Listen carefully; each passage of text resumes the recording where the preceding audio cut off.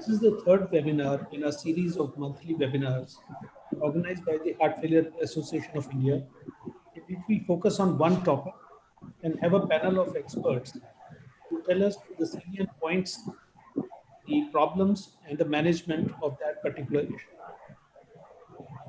Today, we have a very eminent set of panelists with us who are going to discuss problems at advanced heart failure. So with that little introduction, let me hand over to Dr. Harikrishnan, the president of the Heart Failure Association. Thank you, Dr. Chopra. As Dr. Chopra has mentioned, this is the second of the series of monthly webinars which we have started. It is basically a seminar series. The first one was on Periyappuram cardiomyopathy. We are taking on topic and going in depth in that topic to the increased awareness and the among our colleagues. The next topic will be on chemotherapy-induced heart failure. So it is a series of in-depth discussions on a particular topic interesting to the heart failure specialist. This program Dr. Sandeep has designed, and we thank all the faculty, especially Dr. Jignesh Patel, who has agreed to be part of this program. So with these words, I hand it over to Dr. Sandeep for introducing the program and introduce the speakers also.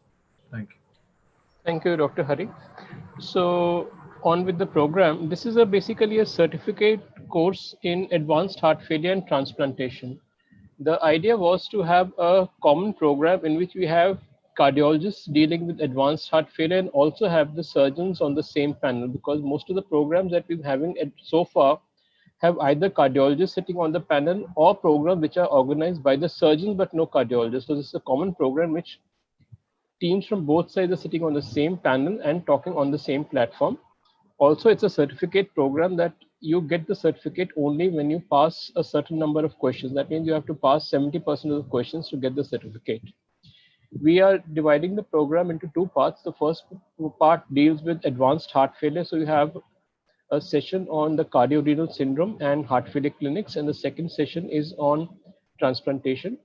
For both sessions, we'll have some questions along with the session, and then we'll take some questions at the end. We have some part of the audience who are sitting on the panel. They can ask questions directly. The rest of the questions can be put in the chat box. You can keep putting questions on the chat box, and we'll take the questions at the end. So without wasting any time, we have Dr. Vishal Rastogi and Dr. Ravi as the cardiologist and the nephrologist to take up the cardiorenal syndrome.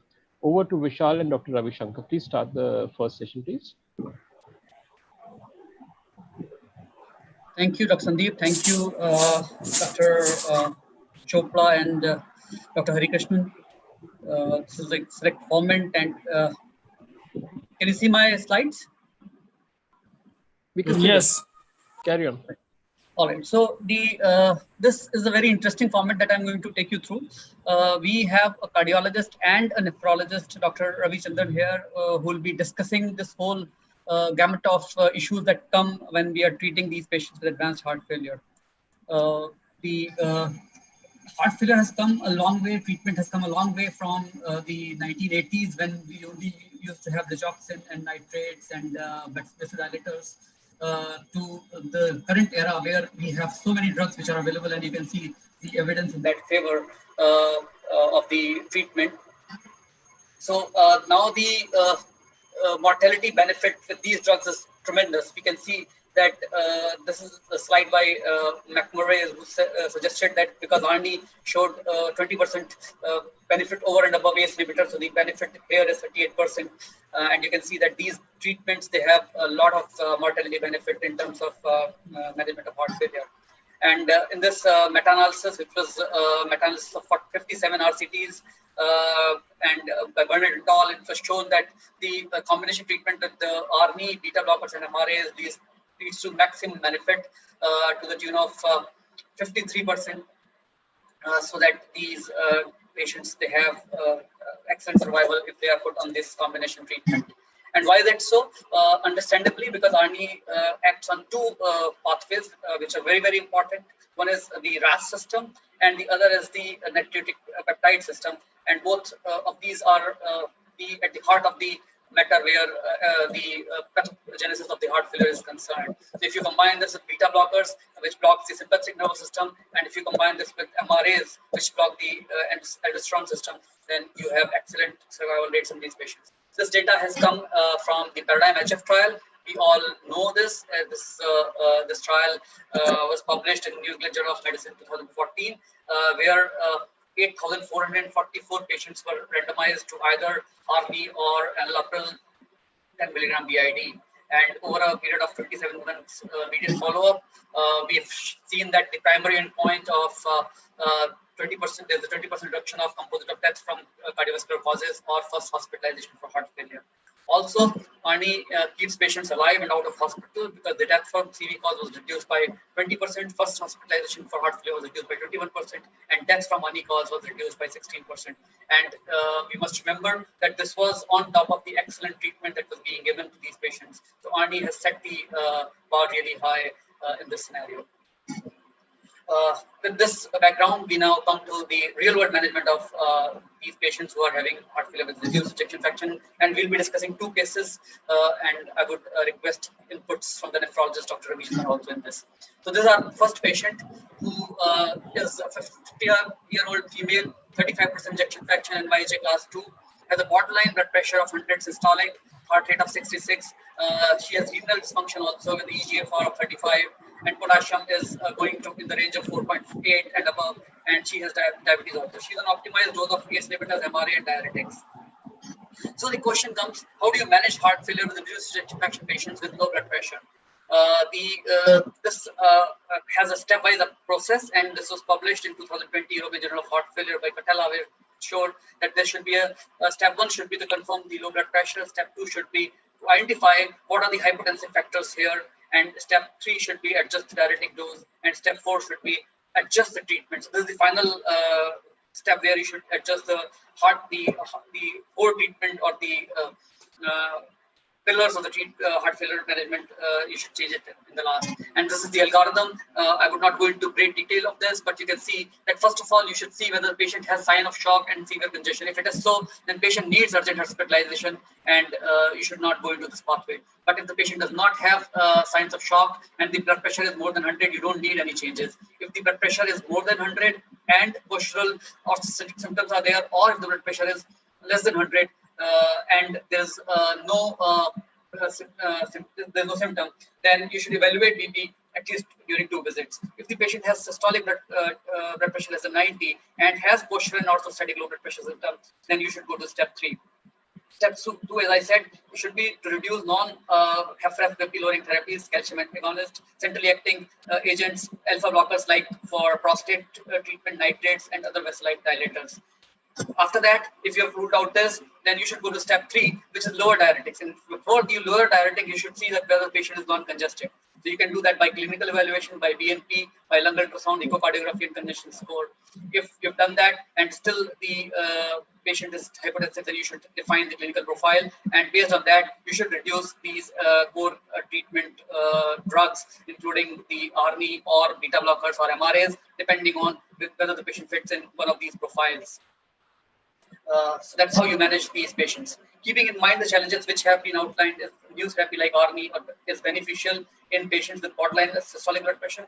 We have enough data now from the Paradigm HF trial, and this analysis was published by Michael Baum in European Heart Journal in 2017, which showed that despite these patients being very sick and having overall higher mortality, if their blood pressure is less than 110 or between 110 to 120, they had 12% reduction in risk of cardiovascular death or heart failure hospitalization as against those patients who were on enalapril. While there was a 20% reduction in the overall population, the reduction was still there and was clinically meaningful in these patients.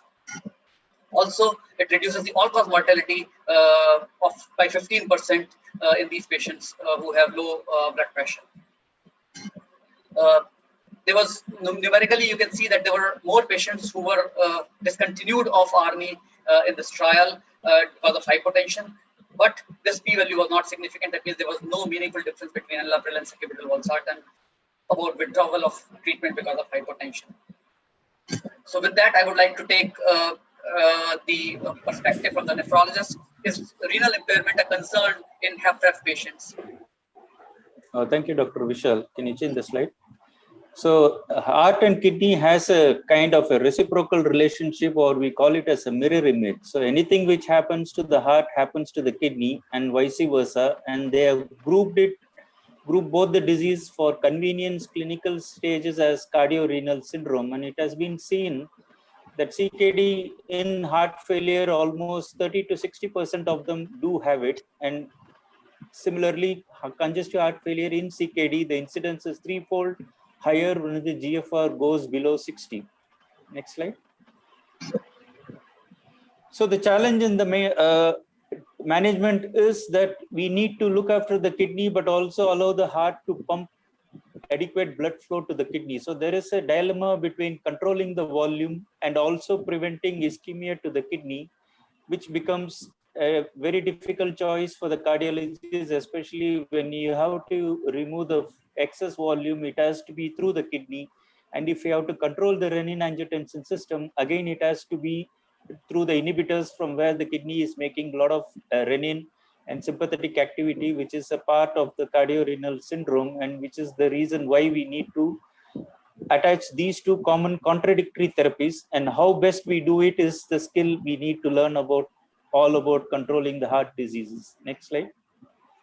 So, okay, is it a concern for cardiologists also that this EGFR is low in these patients? So basically, this low EGFR can be because of worsening of heart failure, which leads to worsening of kidney blood supply and other things leading to worsening of renal functions. Or it can be because of the temporary effect of the treatment that we give. So a lot of these patients who are started on ARNI or started on ACE inhibitors or ARBs or MRAs or even SGLT2 inhibitors, they may have initial fall in the EGFR. So it is important to differentiate whether the EGFR is low because of the worsening of heart failure or CKD or because of the treatment effect.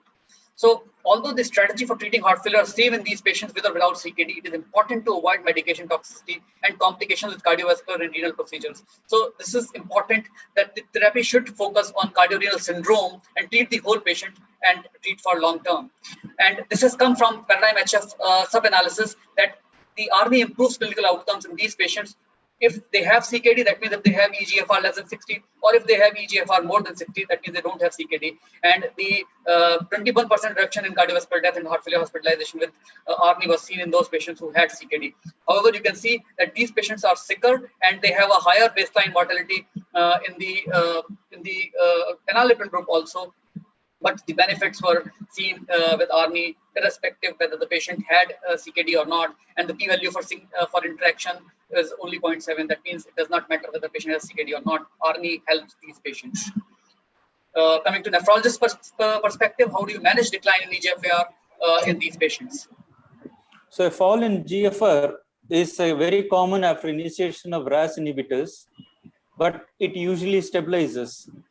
Even though we have to take a risk of initiating this RAS inhibitor, because this is the key in controlling the progression of heart failure and kidney disease, which becomes a very progressive fall in GFR on inhibitions, suggests that there is a primary renal disease, including extrarenal and intrarenal vascular diseases, which is very common, especially in diabetics, where the renal ischemia is more in the medullary region. But for the patient with HFR, the benefit of RAS inhibitors is greater in patient with worsening renal function. And this worsening of renal function happens two ways. One is through the vascular mechanism where the pump is not able to support the flow to the kidney. Other is the backflow or the venous congestion, which doesn't allow the filtration, or there could be intrinsic renal disease. So these three combined factor determines what is called as the worsening of renal failure. So a moderate asymptomatic decline in renal function is not an indication to stop RAS inhibitor because it's the key to the therapy.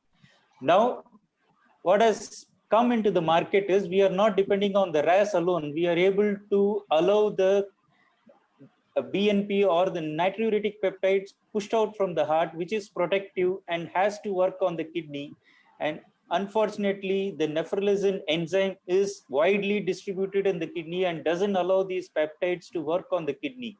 With availability of ARNI, it is made sure these nephrolysin are inhibited, so the intrinsic natriuretic peptide is allowed to act on the kidney. Thus, it gives us a dual mode of therapy, which gives a immense advantage, as Dr. Vishal has described in those slides, of this advantage of initiating ARNI.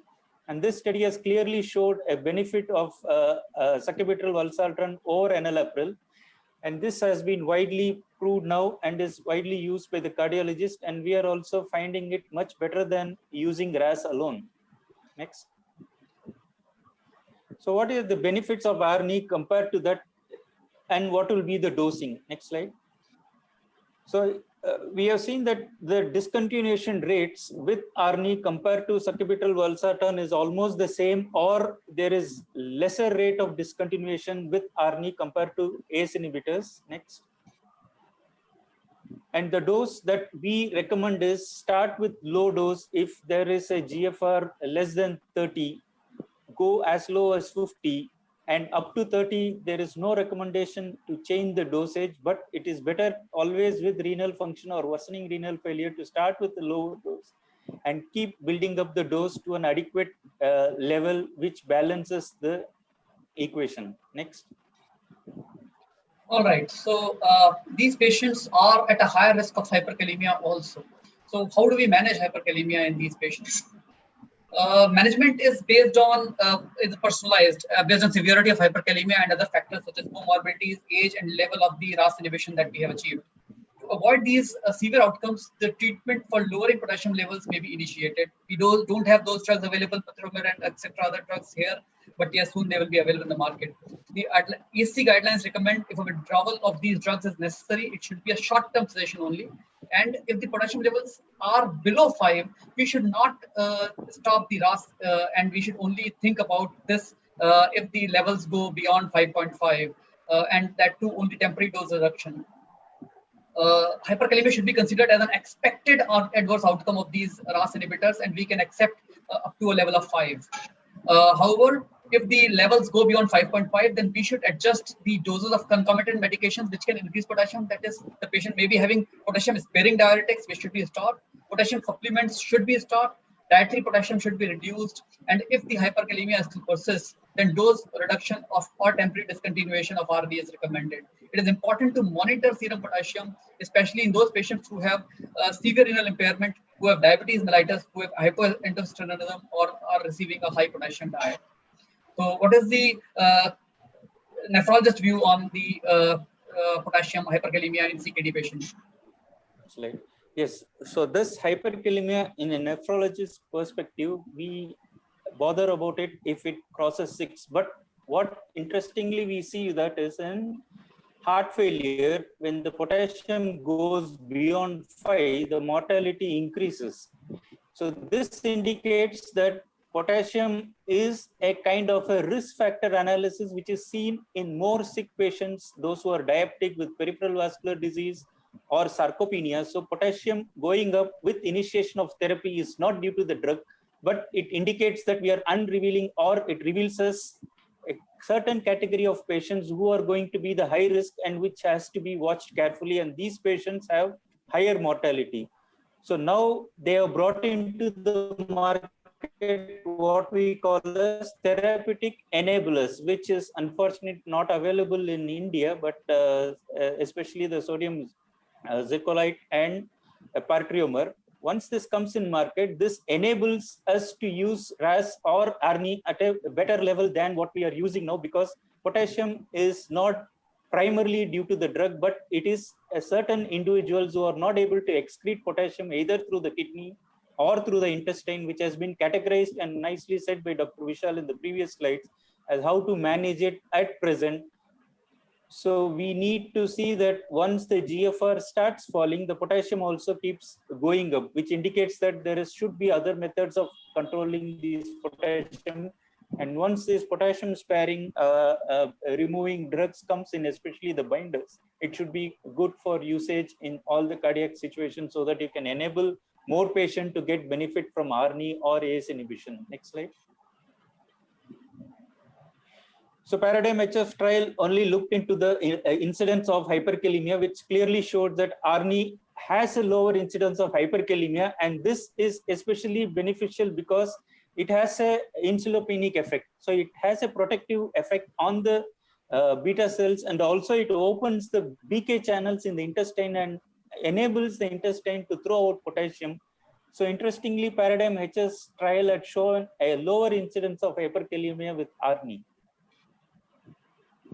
So again, lower incidence of hyperkalemia is significantly seen, and this is especially seen more in diabetic, which is serum potassium was persistently low with ARNI as compared to enalapril in sub-analysis. Next slide. So hyperkalemia need not be a discouragement, but when we use MRA with ARNI, it has seen that there has been an increase in the incidence of hyperkalemia, but when it was combined, and Paradigm HF sub-analysis has shown that almost ARNI had 3 per 100 patients per year with hyperkalemia compared to enalapril, and this benefit is directly related to dual mode of action, especially the nephrolysin inhibitors. Next. So to summarize, hypotension, renal impairment, and hyperkalemia are the most common reason for non-prescription of underdosing a GDMT by treating clinician. GDMT is an essential way to combat heart failure, and their effective medical therapy exists which reduce mortality and morbidity. Sacubitril/valsartan, a new class of dual inhibitor, which is first in class, has a neutral endopeptidase system, otherwise called nephrolysin inhibition, is associated with fewer adverse events, including hypotension, renal impairment, and hyperkalemia, and supersedes that of RAS inhibitors in regular usage. Thank you, Dr. Chandran. That brings us to our case 2. The earlier case was a chronic heart failure patient, and this is acute heart failure patient. I would be quick because now we have only 7-8 minutes left. So Mr. Ganesh, a 60-year-old male admitted in the hospital with newly diagnosed heart failure with reduced ejection fraction, experiencing extreme fatigue and edema on legs. So he has ejection fraction of 23%. His blood pressure is 120/76. His NT-proBNP is 1700 and creatinine is 1. What is the available evidences on initiation of medical therapies, and what is the role of ARNI in this patient? We know that these patients are in the most vulnerable population because they are hospitalized. They have the highest mortality in all the cohorts of heart failure. But unfortunately, there is very limited evidence for benefit of in-hospital initiation of these treatments. For ACE and ARB, we don't have any randomized trial to show if these treatments are beneficial in a hospitalized patient. MRAs, we have single observational, single center study of 685 patients, which showed that delayed initiation of MRAs is associated with significant increase in mortality versus initiation in the hospital. Beta blocker, there's only one open level impact HF study of 363 patients, which showed that there is trend for benefit from in-hospital initiation of carvedilol versus any beta blocker after 2 weeks. So there's hardly any evidence there. ARNI, on the other hand, is the only therapy which has evidence in hospital initiation of heart failure therapies, and it has 2 very well done trials which showed better efficacy of ARNI in these patients compared to enalapril. One was Pioneer HF and the other was Transition. I would be discussing Pioneer trial in some detail. These were the hospitalized acute decompensated patients with reduced heart failure, with reduced ejection fraction. And once they got stabilized, that means the blood pressure was stable and they were not requiring any injectable treatment. Then they were randomized to either sacubitril/valsartan or enalapril in the standard treatment. And the study drug was used for 8 weeks. And the primary endpoint was evaluation of biomarker surrogates for efficacy, and also the exploratory and points were to evaluate safety and tolerability and clinical outcomes. So you can see that the primary endpoint of biomarkers, there's a 29% reduction in the time average proportional change of NT-proBNP from baseline. And you can see that sacubitril/valsartan, and the levels were much lower and they continued to remain low throughout the study period. The treatment effect starts being seen from the first week itself, and these lines, they remain apart over a longer period of time. This also led to reduction in serious composite endpoints, which were a composite of death from any cause, rehospitalization for heart failure, left ventricular assist device implantation, or listing for cardiac transplant. And there was a 42% reduction in this serious composite endpoints with ARNI as compared to enalapril. You can see this in this trial. And also there's a 39% reduction in rehospitalization with sacubitril valsartan compared to enalapril. So basically what the serious events that we were discussing earlier, they were primarily driven with the reduction in rehospitalization with ARNI and not due to heart failure, death or hospitalization or cardiac transplant. But you can see that these changes started occurring as early as 30 days, and this had a significant p-value against enalapril. This trial, which is a PROVE-HF trial, also which was presented in the 2019 ESC Congress, and showed that 26% patients who were hospitalized achieved NYHA class 1 status with sacubitril valsartan by 26 weeks. It's a very, very significant finding here that while at baseline there was no patient in this group, and ARNI achieves a large number of patients in the class 1 status. So with this, I would ask Dr. Ravi Chandran to comment what are his comments on safety profile of ARNI while initiating it in acute decompensated heart failure patients. So as a nephrologist, though, we do not go by the certain Pioneer FS trial where there was no renal failure. Most of the things which we get called is for the worsening of renal failure, hyperkalemia, symptomatic hypertension, of course the cardiologists do better, and angioneuritic edema. All these things, it is seen that sacubitril valsartan compares effectively with enalapril, but our own clinical experience show even in renal failure, when we use it much earlier, we are seeing a drop in the creatinine. That's because of the dual role of these substances, which is nephrolysin inhibition and valsartan. Next slide. So every profile has shown sacubitril valsartan has a comparable safety profile with enalapril at less than 3 months, 3 to 6, or beyond 1 year. Next. So sacubitril valsartan has very effective safety profile with enalapril, but its role along with MRA is yet to be studied, or we have limited data on it. But whatever data we have on this is basically comparing with enalapril, though I personally prefer this to be discussed as a separate drug, though the study shows comparison with enalapril, which is equivalent. As an individual separate drug, this has superior over enalapril. As a nephrologist, I would consider this as a superior to enalapril. So NT-proBNP is a diagnostic and prognostic biomarker in HF because we do not depend on BNP, which still, and NT-proBNP is a reliable predictor of death independently of dialysis modality and early identification of subgroup of patients with higher mortality risk. This is also true in those who are on dialysis, where we use NT-proBNP as a reliable marker. Sacubitril valsartan reduces NT-proBNP greater than enalapril, and the reduction in NT-proBNP correlates with improvement in clinical outcome and quality of life in HF-RF patients. So Vishal, we have only 2 minutes. No, we are done. Thank you so much. So we are finishing 2 minutes early. Dr. Ravi Chandran, one Yes. question from the audience, that if there is hyperkalemia and Yes. patient is both on ARNI and on spironolactone, which drug would you like to stop first? So and the which first would be to give him the dietary modification, make sure he doesn't have constipation. And we do also see that certain people on high dose of atorvastatin or the statins do have a certain kind of myonecrosis, which is a subclinical rhabdomyolysis, we call them, and then start dropping the dose of MRA by 50% and then watch carefully. And then if still it is not treatable, withdraw it, because as of now, the potassium binding substance is only temporarily to be used. We can't use it continuously because the newer drugs are yet to come in the market. Once they come in, it will give us much more advantage of using both these combinations. Correct. So the short message is, first look after the confounding factors, dietary modifications, other drugs, and as the nephrologist has mentioned, look at statins also. And if yet it persists, then probably MRAs are the first ones to be reduced or gradually stopped. But let's not forget, although we are focused on ARNI, which is a wonderful drug, it is also more expensive. And if for some reason you cannot afford ARNI, there is always an ACE inhibitor. It should not that we should throw it out into the dustbin immediately. So there are a lot of patients who can't afford expensive drugs, and for them we should use ACE inhibitors.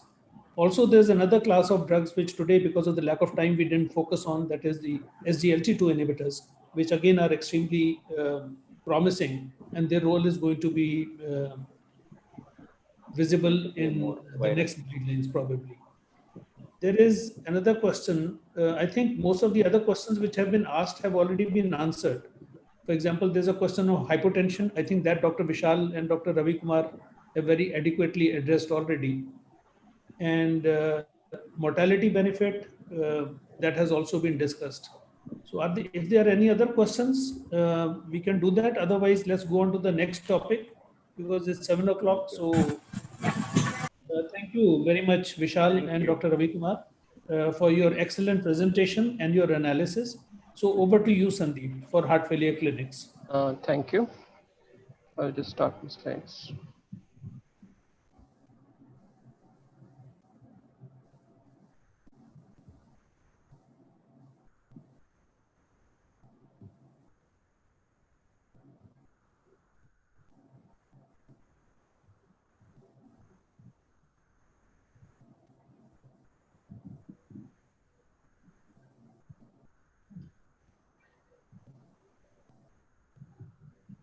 So as you have seen and as you will see further, the management of heart failure is getting more and more complicated. And while we do think that we can all treat heart failure, we all train cardiologists and we all train surgeons. So we know how to treat heart failure. We know the drugs, we know the surgery, we know the devices, we know the guidelines. So do we really need something called a heart failure clinic? Do we really need to waste resources and time on setting up a clinic? Now, let me just go through all this in the next 5-6 minutes on why do we need to go beyond just having a OPD and trying to set up a heart failure clinic. There was a time when we knew something called heart failure, but we didn't have treatment. So the ancient physicians would just use bloodletting, blood-sucking leeches. Then we learn how to diagnose patients from the simple concept of bedside diagnosis, seeing the patient, doing bedside examination, to more complicated things like biomarkers, doing an echocardiogram, to genetic testing. Then the treatment started from the initial drug therapy, discovery of digoxin, to the various drugs like the ACE inhibitors. Then came ARNI. Then came the various devices, the CRT, the transplants, the assist devices. Then we moved on to stem cell therapy, regeneration. One of the persons in the audience asked about stem cell therapy, which is still somewhat experimental. Then we moved back towards some of the newer devices like the percutaneous valves, which have now come in. We have already talked a lot about the drugs like ARNI. We have also some of the older drugs like ivabradine, some of the newer drugs which are possibly going to make some place in the near future like dapagliflozin. So lots of drugs which are now coming in. We also possibly have a potential for reversing some components of heart failure like inflammatory cardiomyopathy. And when everything else fails, you do have certain surgical options like putting in assist devices and transplants. So today, if you talk about heart failure, you have lots of therapies. You cannot say that heart failure is not treatable. It is treatable no matter what stage of heart failure you're dealing with, whether it's asymptomatic or symptomatic. But what is the problem then? The problem is that as a doctor, you're writing a prescription. From the point of writing a prescription to the patient buying a prescription to the patient taking a prescription, ultimately when the patient comes back to you 6 months later, you find that only half the patients are actually taking the prescription which you had written down. This is our own data from India, and this data is the kind of data you see from Western literature also. Only half the patients are actually taking the prescriptions which you have prescribed. So something is going wrong from the point of prescription to the point of implementation. There's also data from our own hospital at AIIMS. When you see the data at the point where the patient is discharged, only about 80% of the patients are on ACE inhibitors or some other vasodilators. Only 50% of patients are on beta blockers. This was the data which we had about 4 or 5 years ago. We recently completed a thesis where we were trying to improve the quality of care. And in spite of our best efforts, in spite of our efforts to train the residents. Sir, Vasu, keep your audio off, please. In spite of all the best efforts, we found that we could not improve the quality of care in terms of the discharge. So our results are still the same. Now, in terms of the surgical options, the surgical options are there and they're available all over India. The problem is that these options are very costly.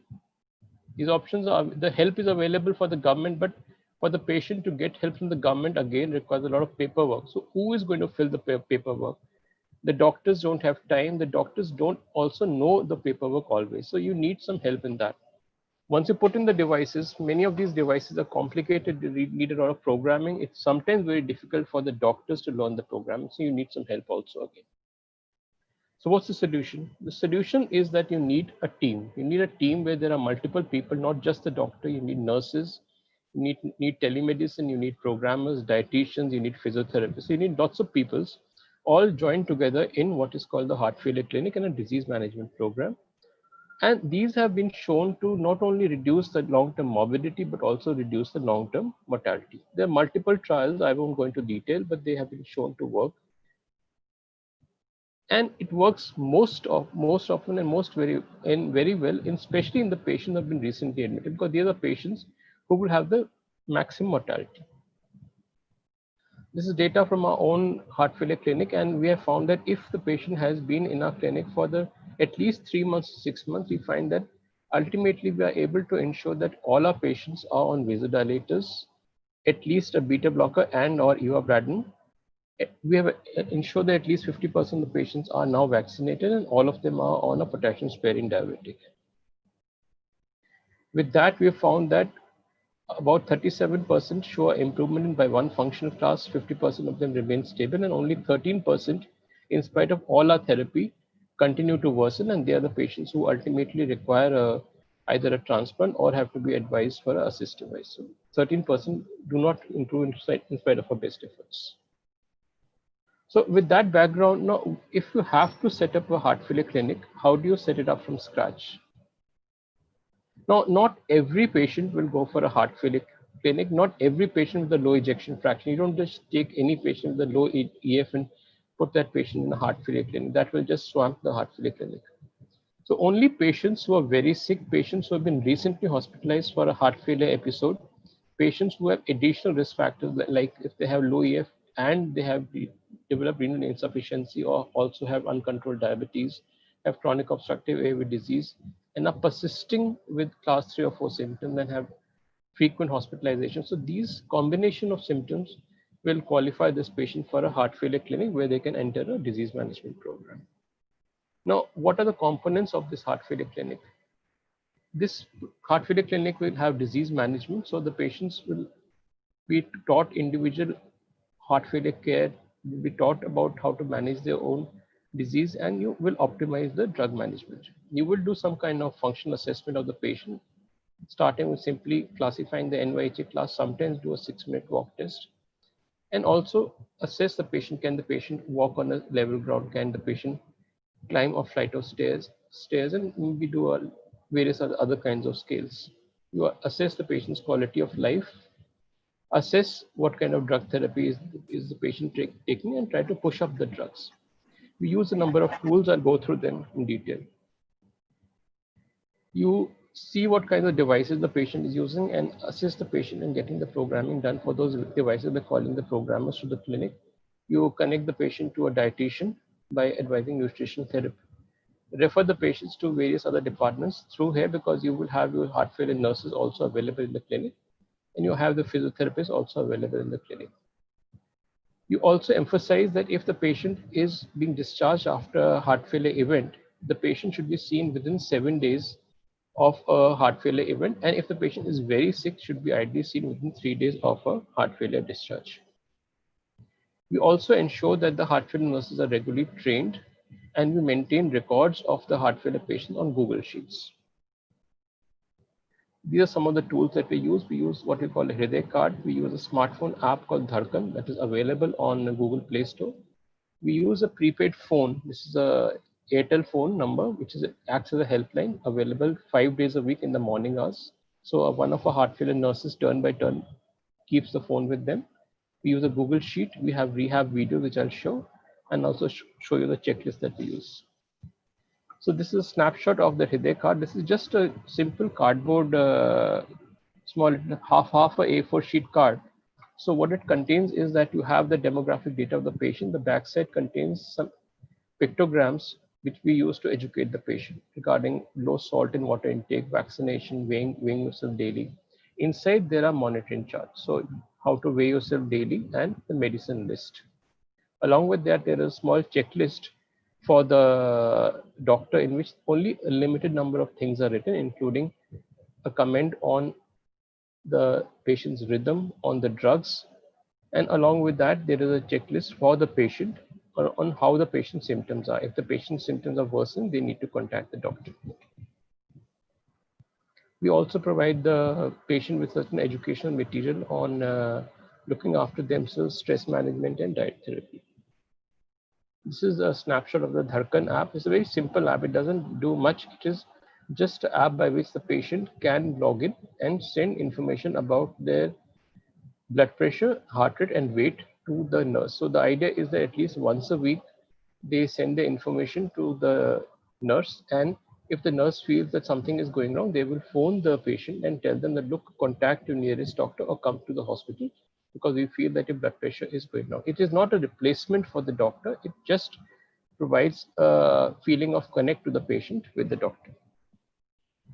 This is the prepaid number. It runs just half a day, 5 days a week, and gives the patient a chance to communicate with the doctor. They can send a WhatsApp message to the doctor, and once a week we try and phone back. And this has now been especially useful in COVID time because this has become somehow the only contact point between the patients and the doctor, because patients are now using this a lot, and this has become actually the teleclinic number now, and we're using this to run teleclinics.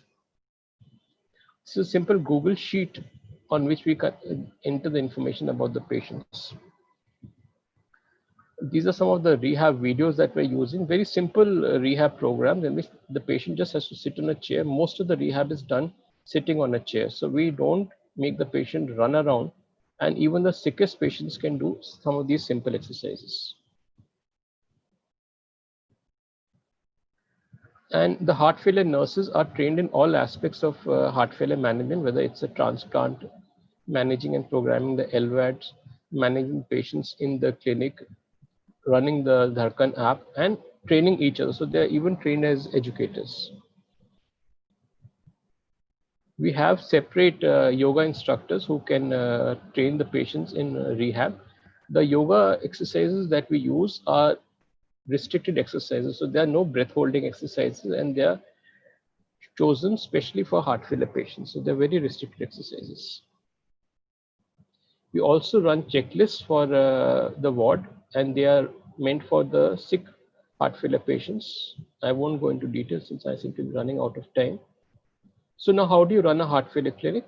If you have to start a heart failure clinic, you start by designating 1 hour per week as your heart failure service. Get the help. Get help from anyone. Get a volunteer. Anyone who can help you by acting as a counselor and a data collector. Use some of these tools which we can help you with Hriday card. Create a helpline as a prepaid number. And with this, that's all you need. You just use these to start a heart failure clinic. In a private hospital, maybe you can just start this as a service and use a case manager, either a senior nurse or a dietitian, to start a heart failure service. I've already described our experience. I'll skip all this.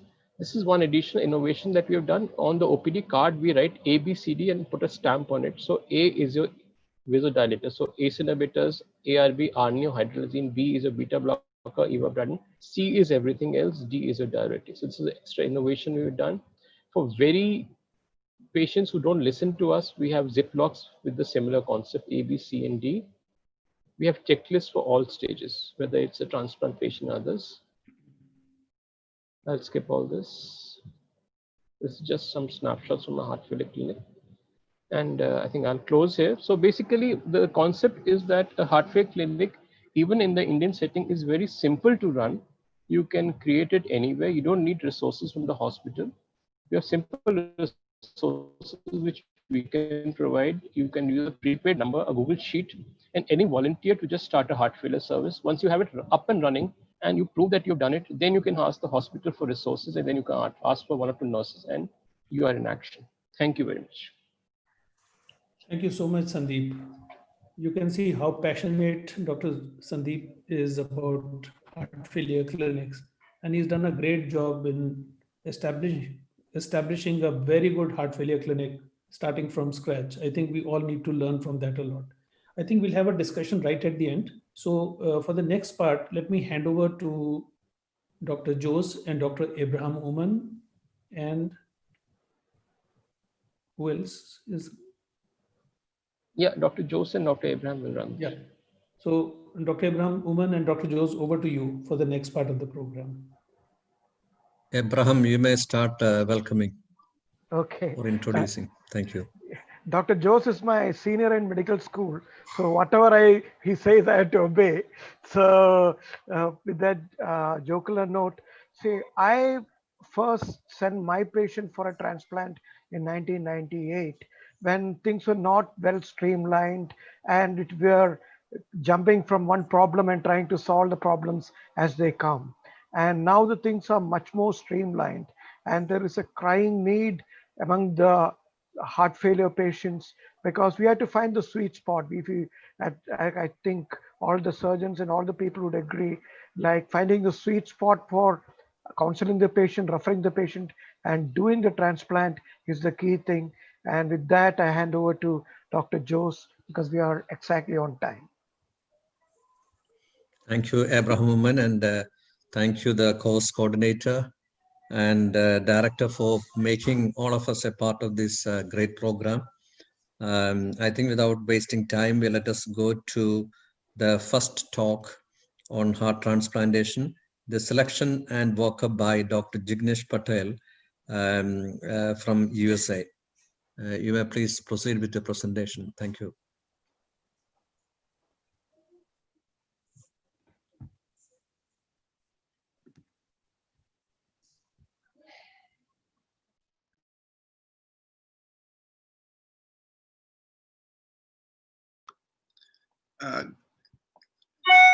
Good morning, everyone. I would like to thank the Heart Failures Association of India and the chairpersons and Dr. Gokhale for giving me the opportunity to talk today on heart transplantation selection and workup of patients. So let me see if I can just adjust this out of the way here.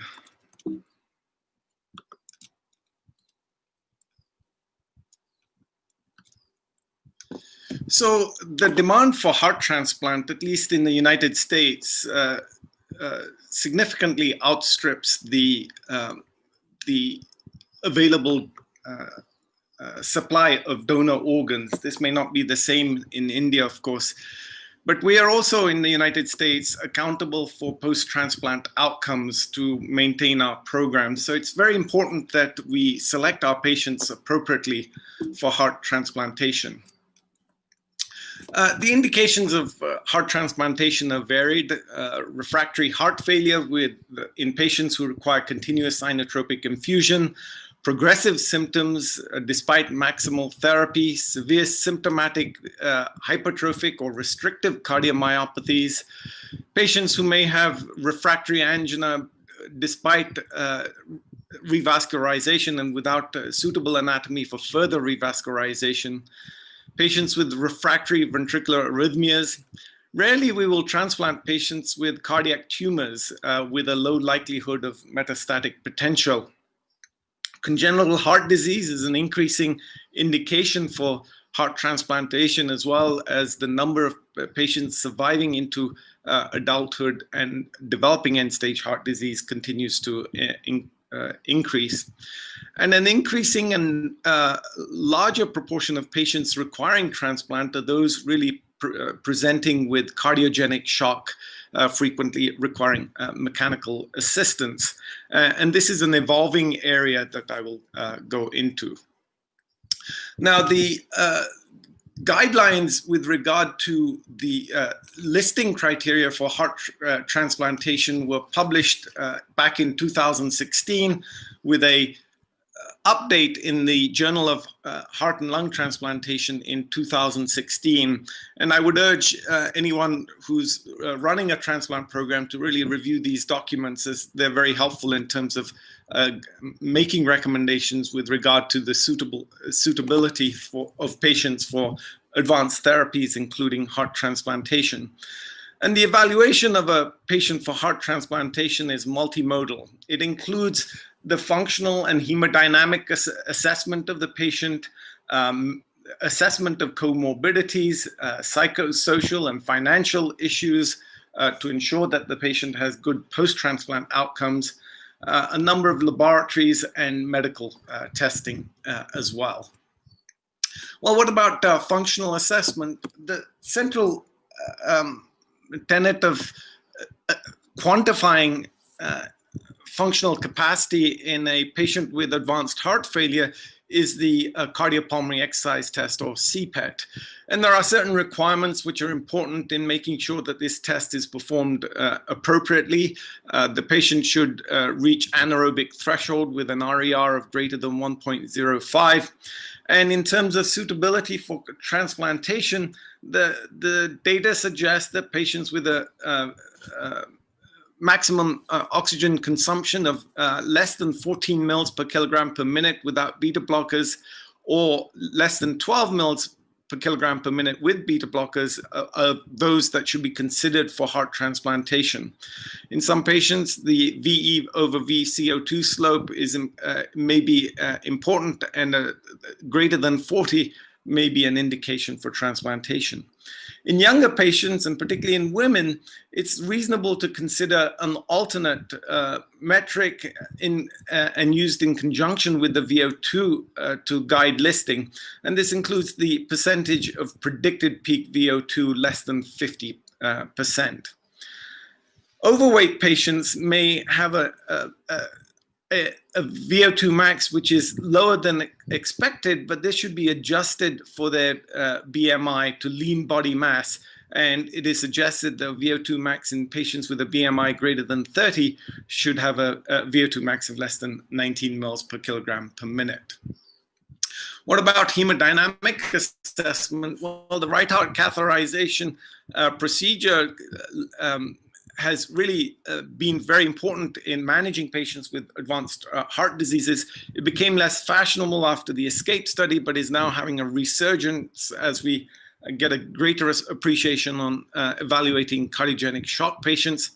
The guidelines suggest that a right heart catheterization should be performed in all adult candidates in preparation for listing, and also periodically until transplantation. The procedure should be considered at least every 6 months in patients who are listed for heart transplantation. In patients with pulmonary hypertension, a vasodilator challenge should be administered, particularly if the PA systolic pressure is above 50 or the transpulmonary gradient is above 15. Or PVR greater than 3, while maintaining a systolic blood pressure above 85. And when an acute vasodilator challenge is unsuccessful, hospitalization with continuous hemodynamic monitoring should be performed, as often pulmonary vascular resistance will decline after 24 to 48 hours of treatment with diuretics, inotropes, and vasoactive agents. In the United States, we are increasingly using a continuous non-invasive monitoring by implantation of a CardioMEMS device in patients with elevated PA pressures, because it allows us to keep an eye on the patient's PA pressures while they're waiting for transplant from home.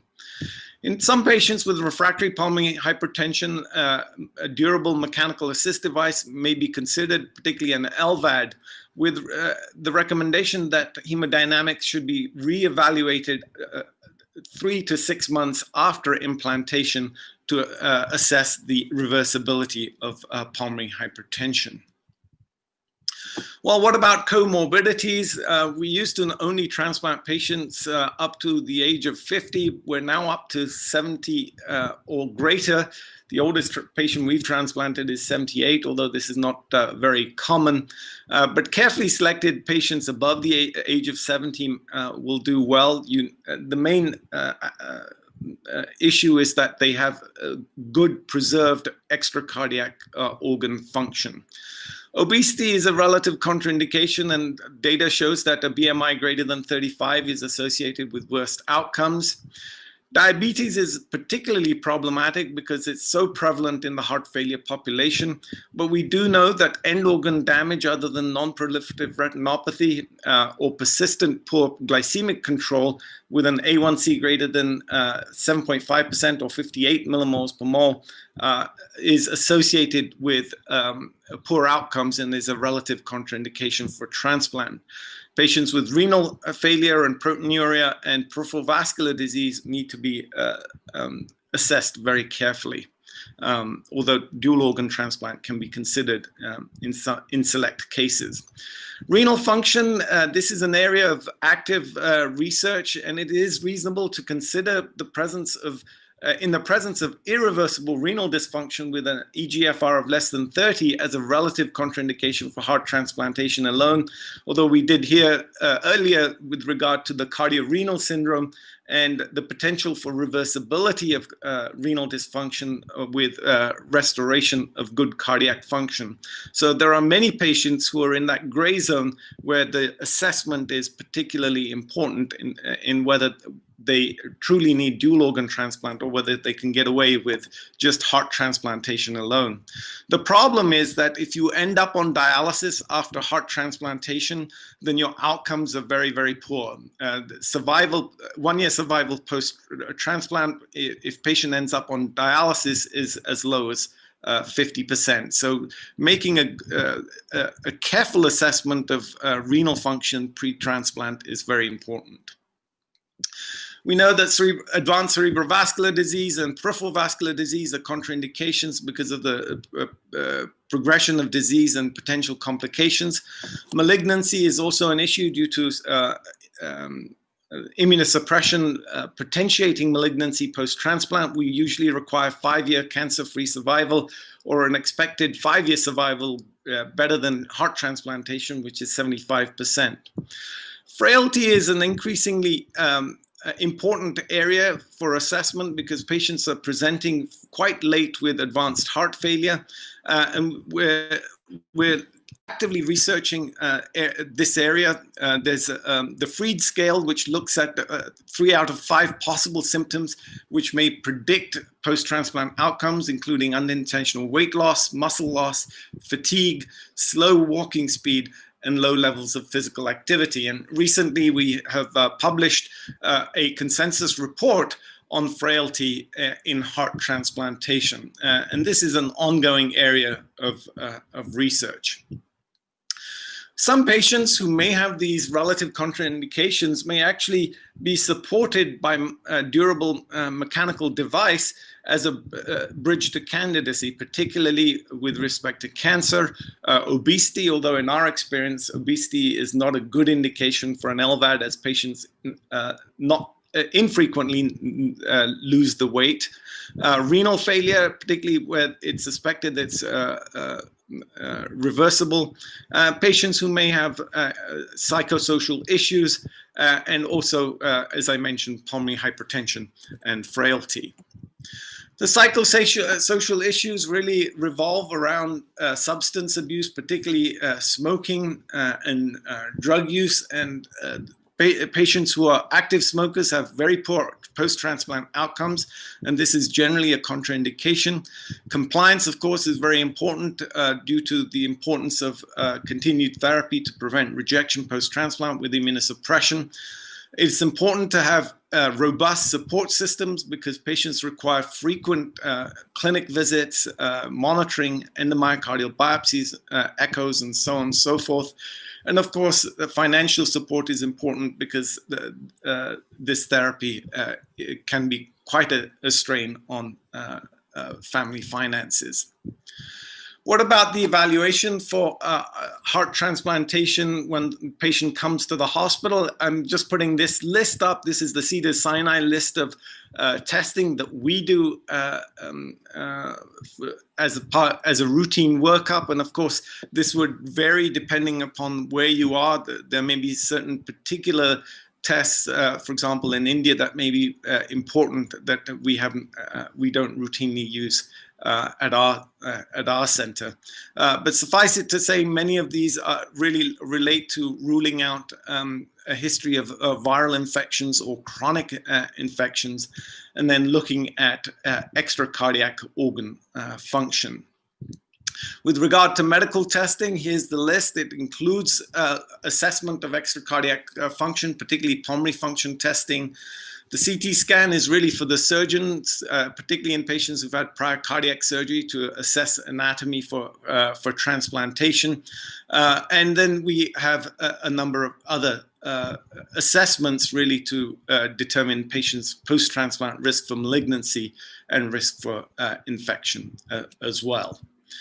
And this is the list of consults that we will frequently have for patients undergoing evaluations. They need to be seen by a heart transplant cardiologist and a surgeon. The transplant infectious diseases consultation is very important, particularly as we're increasingly using donors with hepatitis B and C with post-transplant therapies. Social worker and dietitian are important, and as is a heart transplant coordinator who really focuses on teaching and post-transplant care. And we have a financial coordinator at our center who helps patients out with these issues. I want to move on to an area which is of increasing importance, which is really the management of patients with cardiogenic shock requiring heart transplantation. We know that the natural history of heart failure is really highlighted by intermittent decompensations with progressive decline in cardiac function, and you reach a phase where you need to consider advanced therapies. But further than that, we frequently see patients that present in frank cardiogenic shock. And we now realize that acute decompensated heart failure and shock are a distinct syndrome compared to chronic heart failure, and probably has distinct pathological features, including immune activation and oxidative stress, in addition to end organ compromise. And so beyond the right heart catheterization, looking at filling pressures and cardiac output, there are other metrics that we are increasingly using to assess patients for severity of cardiac dysfunction. And this is one metric, the cardiac power output, which was shown in the shock trial registry to correlate with mortality in cardiogenic shock. This is merely a mean arterial pressure times cardiac output divided by 451. And generally, less than 0.6 is associated with very high mortality. The pulmonary artery pulsatility index is an important metric for assessment of right heart function. This is the pulmonary artery systolic pressure minus the PA diastolic pressure over the right atrial pressure. And patients with a PAPI less than 1 have a high in-hospital mortality or need for right-sided mechanical support. So this is an increasingly used metric. Now, typically, cardiogenic shock has been treated with the use of inotropes and multiple inotropes and high-dose inotropes, but these have been associated with increased mortality risk, and increasingly we're now going to temporary mechanical support as the first line of treatment. We have a number of different devices that we can now use for temporary support, fortunately, and these have been very helpful in the acute management of these patients. And so cardiogenic shock management pathways has been established by many centers. This is a pathway established by Innova in Washington, where they use hemodynamic criteria for cardiogenic shock, including cardiac index less than 1.1 or 2.2 on inotropes or vasopressors, pulmonary wedge pressure greater than 15, the power output less than 0.6, or a PAPI less than 1. And if these patients present, they're assessed for the need for reperfusion, in which case they go to the cath lab very urgently for assessment and may go to bypass surgery. They may subsequently either recover or progress, in which case they may be palliated. However, select patients may go to temporary device or straight to a durable device or a transplant. And the temporary device may be used also as a bridge to a durable device or transplant. And the durable device may be used either as a bridge to transplant or destination therapy. And there is evidence to suggest that this strategy is improving survival. This is data from Innova showing that just in a period of 1 year, they had a significant improvement in survival in patients with presenting with acute myocardial infarction and cardiogenic shock. Although the data for acute decompensated heart failure was more sedate, although the improvements were still seen. So there is a new classification for cardiogenic shock, which has been published by SCAI, and essentially the idea of this classification is to help the physician at the bedside of the patient with shock to quickly assess the patient to determine the potential of outcome and the potential benefits from using mechanical support, particularly temporary mechanical support. We have been very focused on trying to get referring physicians to identify patients earlier for referral for advanced therapies so that they don't present in cardiogenic shock. And this is a mnemonic that has been promoted by the Heart Failure Society of America and the International Society of Heart and Lung Transplant as an aid to identifying patients who may be at risk of developing cardiogenic shock. And this is I Need Help, I for inotropes, NYHA classification, the development of end organ dysfunction, an ejection fraction less than 20%, particularly if the patient is having recurrent defibrillator shocks, recurrent hospitalization, escalating or diuretics or refractory to diuretics, low blood pressure, and any inability to tolerate guideline-directed medical therapies. So this card is an increasingly helpful aid to physicians taking care of patients with advanced heart failure. And I'll just stop there and take any questions at this time. Thank you for your attention. Thank you, Dr. Patel. It was an excellent talk.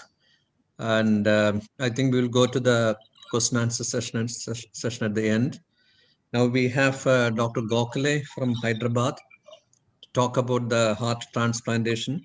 And Dr. Gokhale also doesn't need any introduction. He's one of the pioneers in heart transplantation in India and has done more than 50 heart transplantation and so many lung transplantations. And he was the president of Indian Society of Heart and Lung Transplantation until yesterday, and one of the organizers of the society per se. And my good friend, Dr. Gokhale, you may please update us and share your experience on heart transplantation. Thank you. Over to you.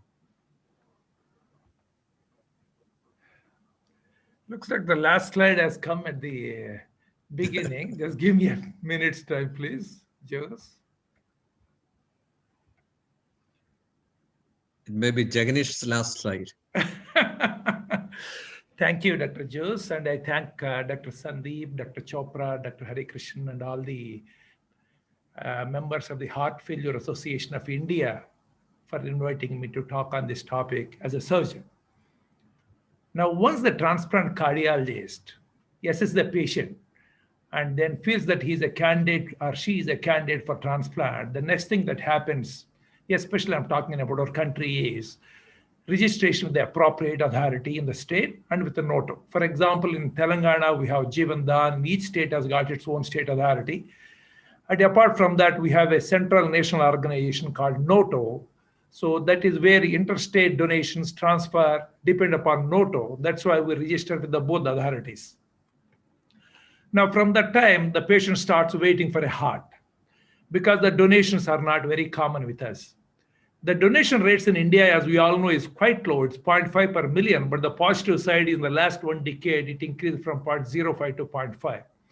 There are two ways organ donation happens in the world. One is opt-in, the other is opt-out mechanism. Opt-out means, like in Spain, anyone who has got a brain death, declared brain death, is supposed to be an organ donor unless the family says no.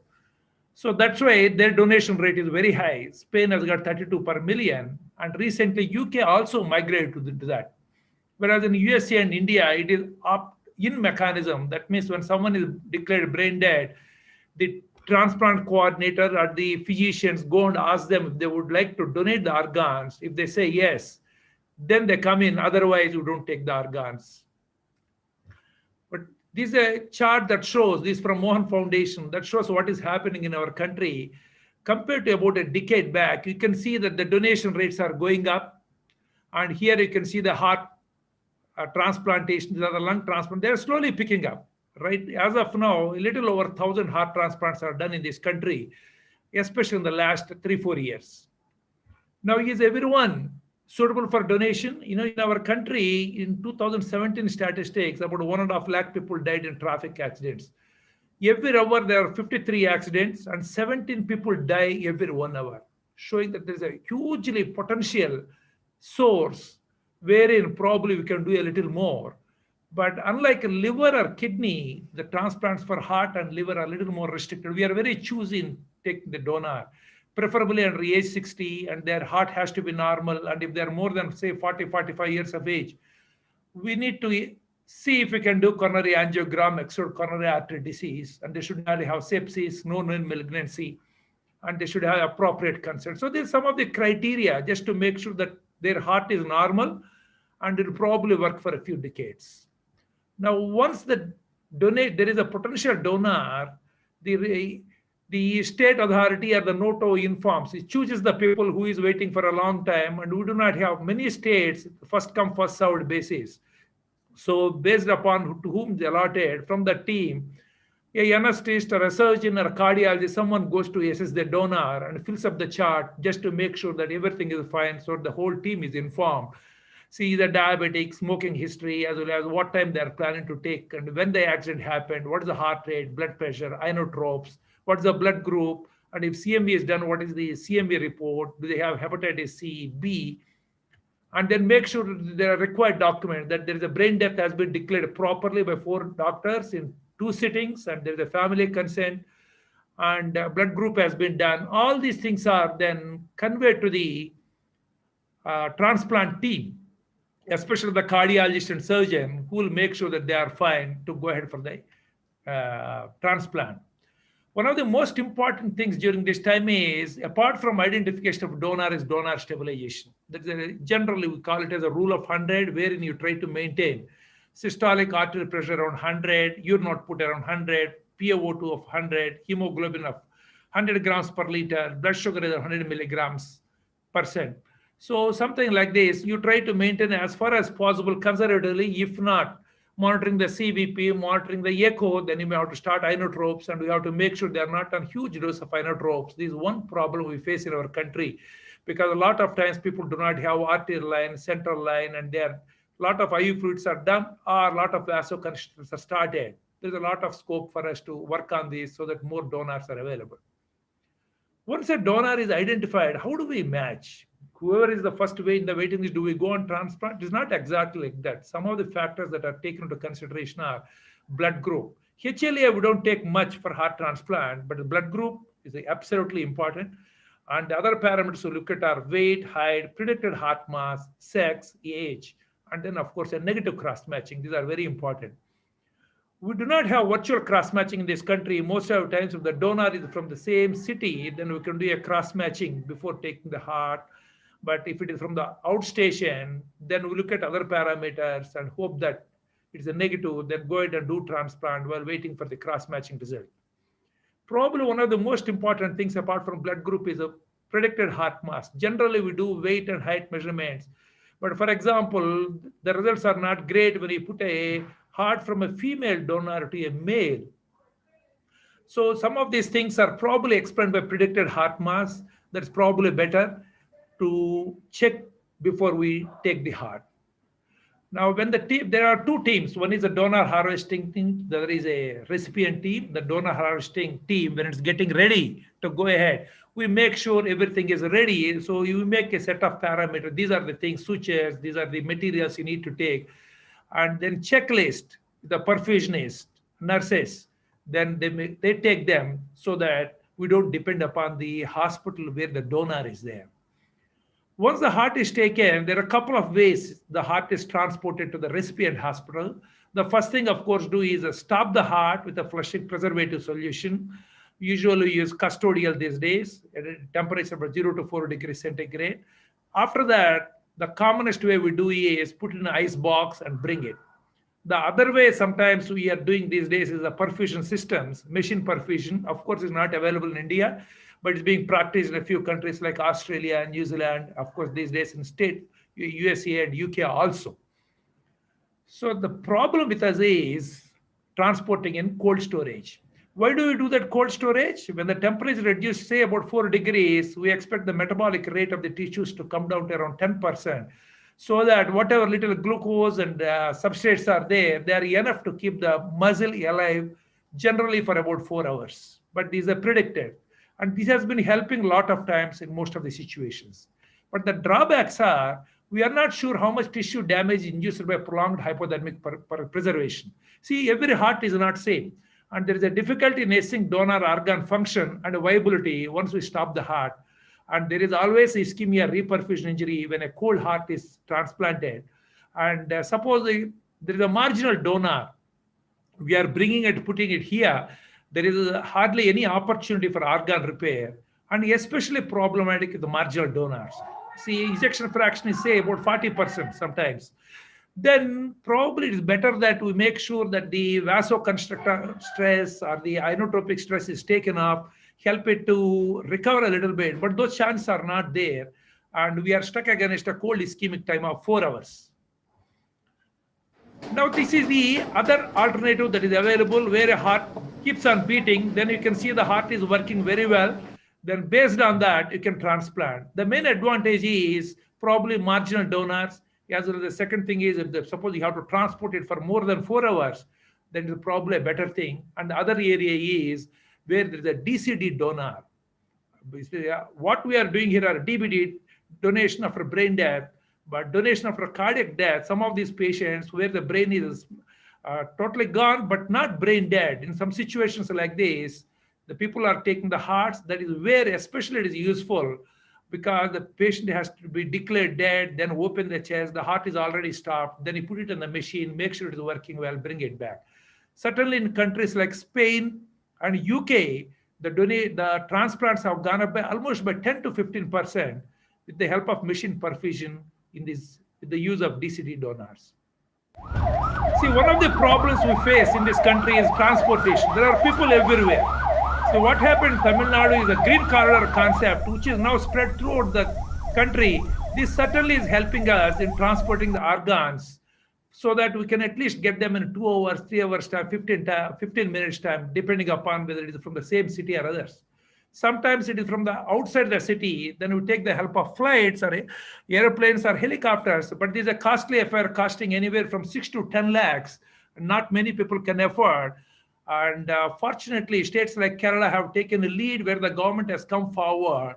And we are hoping that the rest of the country learns from Kerala in many ways, including this. As of now, it is a very costly affair. So most of the places are now restricted to within the city, but a few patients, if we can afford, then we can work on these interstate transfers. Once we identify a donor, we think that there is a matching between the two, we'll go ahead and heart is good. And by that time, the recipient is also caught.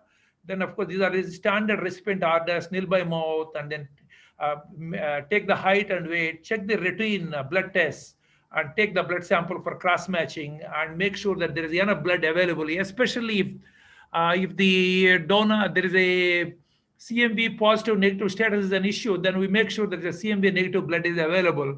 Then a lot of times we give mycophenolate mofetil. There are 3 drugs we use: steroids, mycophenolate, and tacrolimus. And generally, we give mycophenolate mofetil in the pre-anesthetic area, then keep Bactroban, and then, of course, keep Solumedrol and antibiotics with the patient, send it to the theater. And we make sure that the consent, often it will take a video consent because there are risky situations. We don't want to get caught. And once that recipient, of course, the heart has started from the donor area, then this patient is put on bypass. Then the recipient heart is excised. There are 2 ways we can do, either a bicaval anastomosis or biatrial. Most of us do bicaval anastomosis these days. Now the heart is taken out, and during this time the patient is kept alive with the help of a heart-lung machine. And if it is very well planned, generally by this time the heart reaches the operating room. This is the way most of the times the heart is transferred, sitting in an ice box there, and there's a triple bag. Heart is packed in 3 bags so that it remains sterile. Take the heart and then prepare, look at the intraarterial septum, look at the valve, and cut the 4 pulmonary veins, join them so that you can have the left atrium as a flap. Then do anastomosis of the left atrium, followed by IVC, followed by SVC, followed by pulmonary artery and aorta. Sometimes we change this. Dr. Gokhale, there's no video. It's not coming. Yesterday it came, I thought. Yeah, nothing is. Last 2 minutes, there's no video, nothing on the screen. Okay, I think we'll go ahead. They're just trying to start. I've been sharing, but probably it's not coming. But it's okay. Now, once the surgery is done, of course, during the surgery, one of the most important things we do, of course, is give a steroid. Before releasing the cross clamp, we make sure we give about 500 milligrams of Solumedrol. This is the most important immunosuppressant we give it. And if patient is then weaned off bypass, sometimes they require intra-aortic balloon pump. Sometimes if they don't come off with inotropes, we have to put an ECMO, rarely situation. Then make sure hemostasis is secured. And there are times when things go very well, patients don't even need any transfusion like a bypass surgery. So we bring them back to the ICU. In the ICU, depending on the situation, we think of giving tacrolimus. About 50% of our patients, we give induction therapy in the operating room with IL-2 blockers, especially when there is a sex, female to male, male to female situation, or if the kidney function is borderline, patient's creatinine is high. In these situations, we expect post-operatively patient is going to have a RV dysfunction like high PA pressure. In selected situations, especially, we definitely give IL-2 blockers. That helps us in delaying giving tacrolimus. And once the patient comes, depending on the hemodynamic situation, the ICU, we extubate them. And this is the time again the cardiologist comes and starts looking at it. Endomyocardial biopsy is not done routinely. Generally, we try to do 1 before the patient is discharged. And for 1 successful heart transplant, you require all these things: a good transplant team, a recipient selection preparation, careful donor evaluation, stabilization, tissue typing, perfect surgical technique, and post-operative management and post-operative follow-up. This much is required. And the most important thing, of course, is a team. And in the team, there are many people, but the central role, of course, if you want to have a good transplant program, which will stay for long, and as you do more and more, you want the patients to be alive, taking care of them. The most important person, of course, is a transplant cardiologist. Like in many countries, in this country also, initially this is started by a transplant surgeons, but we all know that we need a transplant cardiologist who will be the fulcrum in the whole program to take the program forward. Otherwise, we would do 3 cases, 4 cases, 5 cases. There ends. But for a long-term successful program for good number of patients living for decades, a cardiologist is absolutely essential. Unfortunately, in our country, with so many angioplasties still happening, not many cardiologists are looking at it. I'm very happy that the Heart Failure Society of India has taken the lead to promote this among the cardiologists, because it's again an important aspect for a cardiologist. Thank you very much for the society again for giving this opportunity. And we come in the middle, and again I hand over to the cardiologist. I'm sure Dr. Nagamallesh will take over, keep the patient alive. Thank you, Dr. Gokhale. Since we are running little short of time, I would request Dr. Nagamallesh to give his talk on post-transplant medical management, and let us hear Dr. Nagamallesh. Thank you, sir. Thank you very much. As Dr. Gokhale said, the post-transplant care of these patients is very important to keep them alive. And we need to have proper teamwork to maintain this implant or transplanted heart in good condition. So we all know the survival after heart transplant has improved. No slides, Nagamallesh. No slides? No.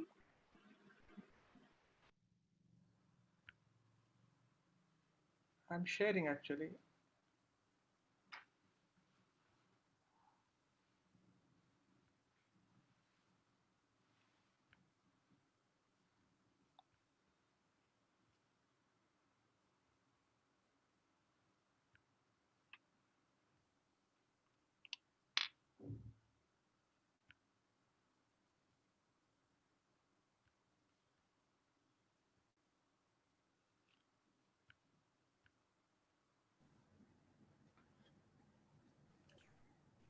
Just share them, just stop sharing and share them again. Yeah. Now? Yeah, My slide is coming. It's coming now? No, that's my slide, Dr. Nagamallesh. You have to stop sharing, sir. First, you have to stop sharing. Yeah, I Dr. stopped Gokhale, it. you stop sharing. No, I stopped it. Okay, No, let's see. This is Nagamallesh's slide. Yeah, now it's coming. Now it's coming. So survival after heart transplant has improved considerably for last 20 years. Half of all the patients now live more than 9 years, and 25% of patients live more than 17 years. This improved longevity means you're continuing immunosuppression and other concomitant medication for longer period. So you expect more complication among these patients. So such as infection, obesity, hypertension, dyslipidemia, renal insufficiency, diabetes, osteoporosis, gout, and malignancy.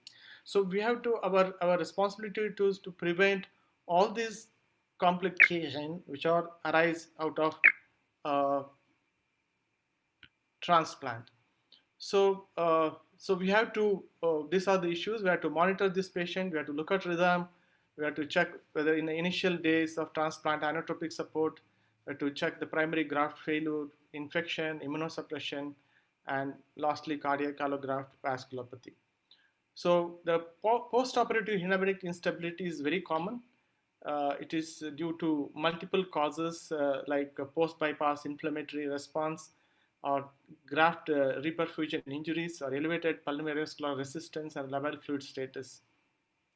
So one thing is the catecholamine store of the newly transplanted heart sometimes is depleted, and it can cause severe hypertension. So continuous infusion of isoprene, dobutamine, dopamine, and low dose of epinephrine is sometimes required among these patients. So several studies have demonstrated Harvey failure risk up to 75% if and 15% mortality if you are transplanting a patient with PVRI of more than 6 wood units.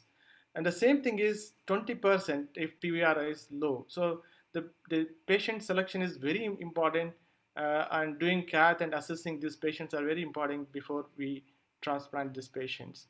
So sometimes we give nitric oxide for this patient post-operatively if PVRI is high, and sometimes we give patients who developed RV dysfunction, and prophylactically sometimes if PVRI is high and you are done transplant among these patients.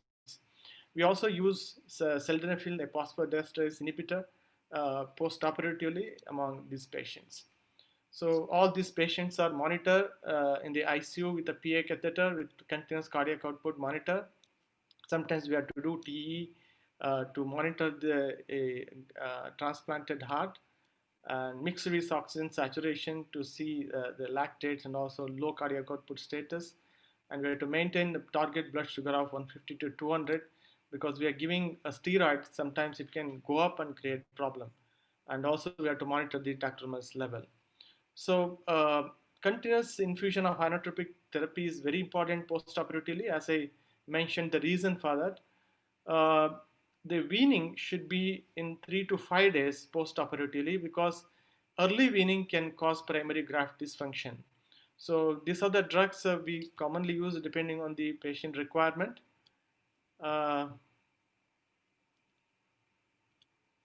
The rhythm disturbances is other thing which can happen post-operatively. This is due to parasympathetic denervation, surgical trauma, and sometimes we give catecholamine administration. All this can affect the sinus rate. So bradyarrhythmia can occur up to 60%, more common with biatrial technique. Supraventricular tachycardia is the most common arrhythmia we see post-operatively. So the chronotropes temporary pacing to maintain heart rate of more than 90 is required post-transplant. And permanent pacemaker, if inappropriate chronotropic response after 3 weeks, if heart rate remain low, then we need to do permanent pacemaker implantation. So atrial fibrillation, it can happen in the early post-transplant period, but if it happens after 2 weeks, it may be associated with rejection, so we may have to do biopsy and see. So even during early part of the transplant, we should be careful. We should keep thinking whether it is a rejection. Sustained VT, that also we have to do endomyocardial biopsy and also may require angiogram.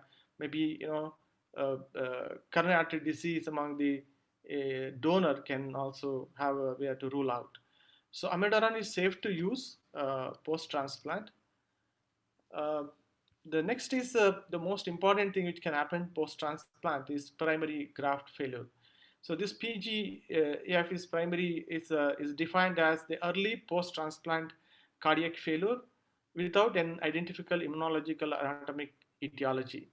So if you don't see any anatomic problem or immunological, then it is called primary graft failure.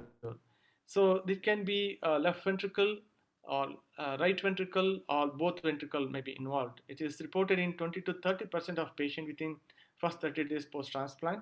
But sometimes it is only a mild, it can get over from this. INSHL report 20% death within 30 days of transplant who had primary graft failure. So it is very important. One is to prevent and also to treat these PGD patients. So how do you manage when present? A treatment is symptomatic and directed at increasing contractility as well as minimizing afterload and pulmonary vascular resistance. If it's severe, probably we have to use ECMO to overcome and improve cardiac function. So given the risk of graft loss, mortality coupled with the known risk factors for primary graft failure, it is important to a rigorous patients and donor selection criteria can be overlooked. So it is not the treating post-transplant. You should be very careful selecting these patients to prevent PGD among these patients. So this is the management strategy for acute RV failure. This is general for everything, all RV failure. The preload optimization, like a volume overload state, the progressive diuresis, continuous infusion of fluid diuretics. It can do a CVVH or ultrafiltration, minimize transfusion.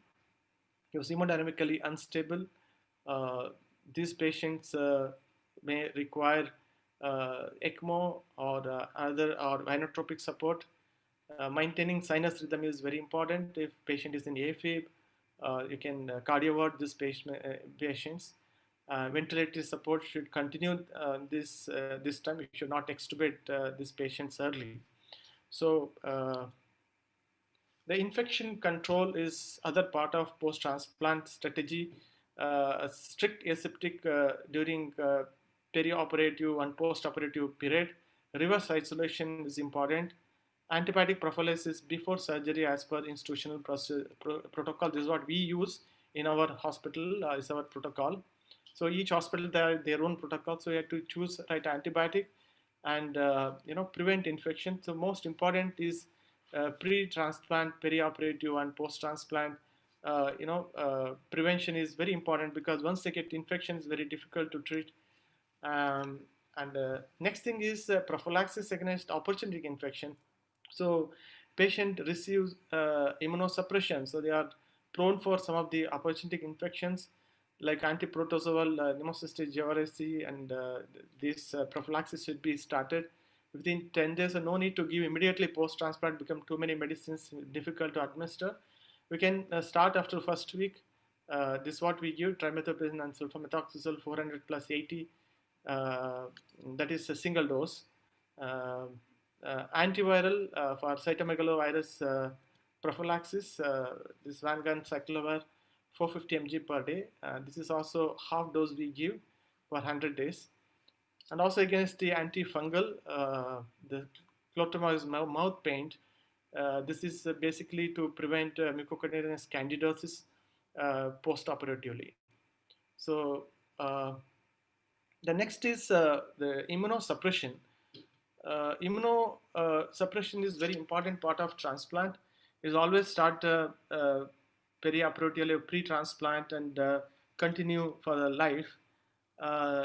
Low dose of several drugs with non-overlapping toxicity instead of one single high dose is the strategy we always apply.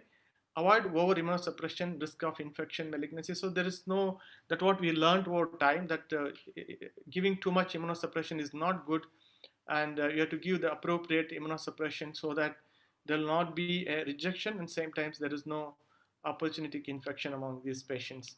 So this is what we use. I think Dr. Gokhale has mentioned about the induction therapy, and sometimes without induction also we can do it when it's a low risk.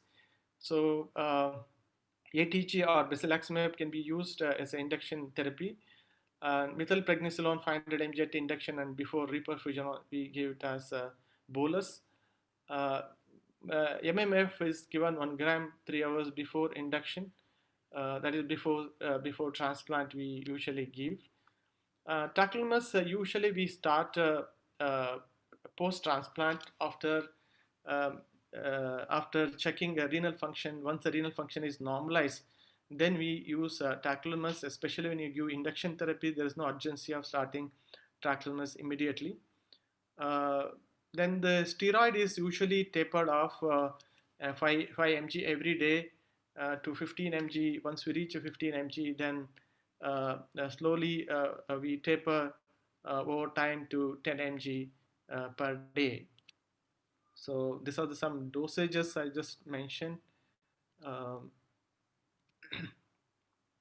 So the two important aspects of post-transplant, one is rejection, and the other is primary graft dysfunction that I already discussed.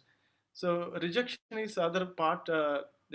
In spite of evolved immune therapies, rejection is continued to be a major source of morbidity and mortality post-transplant. There are two types of rejection. One is acute cellular rejection and antibody-mediated rejection. So this ACR is a cell-mediated and usually occurs after the first post-operative week. Sometimes asymptomatic in a mild rejection and does not typically require any treatment. You can just monitor this patient.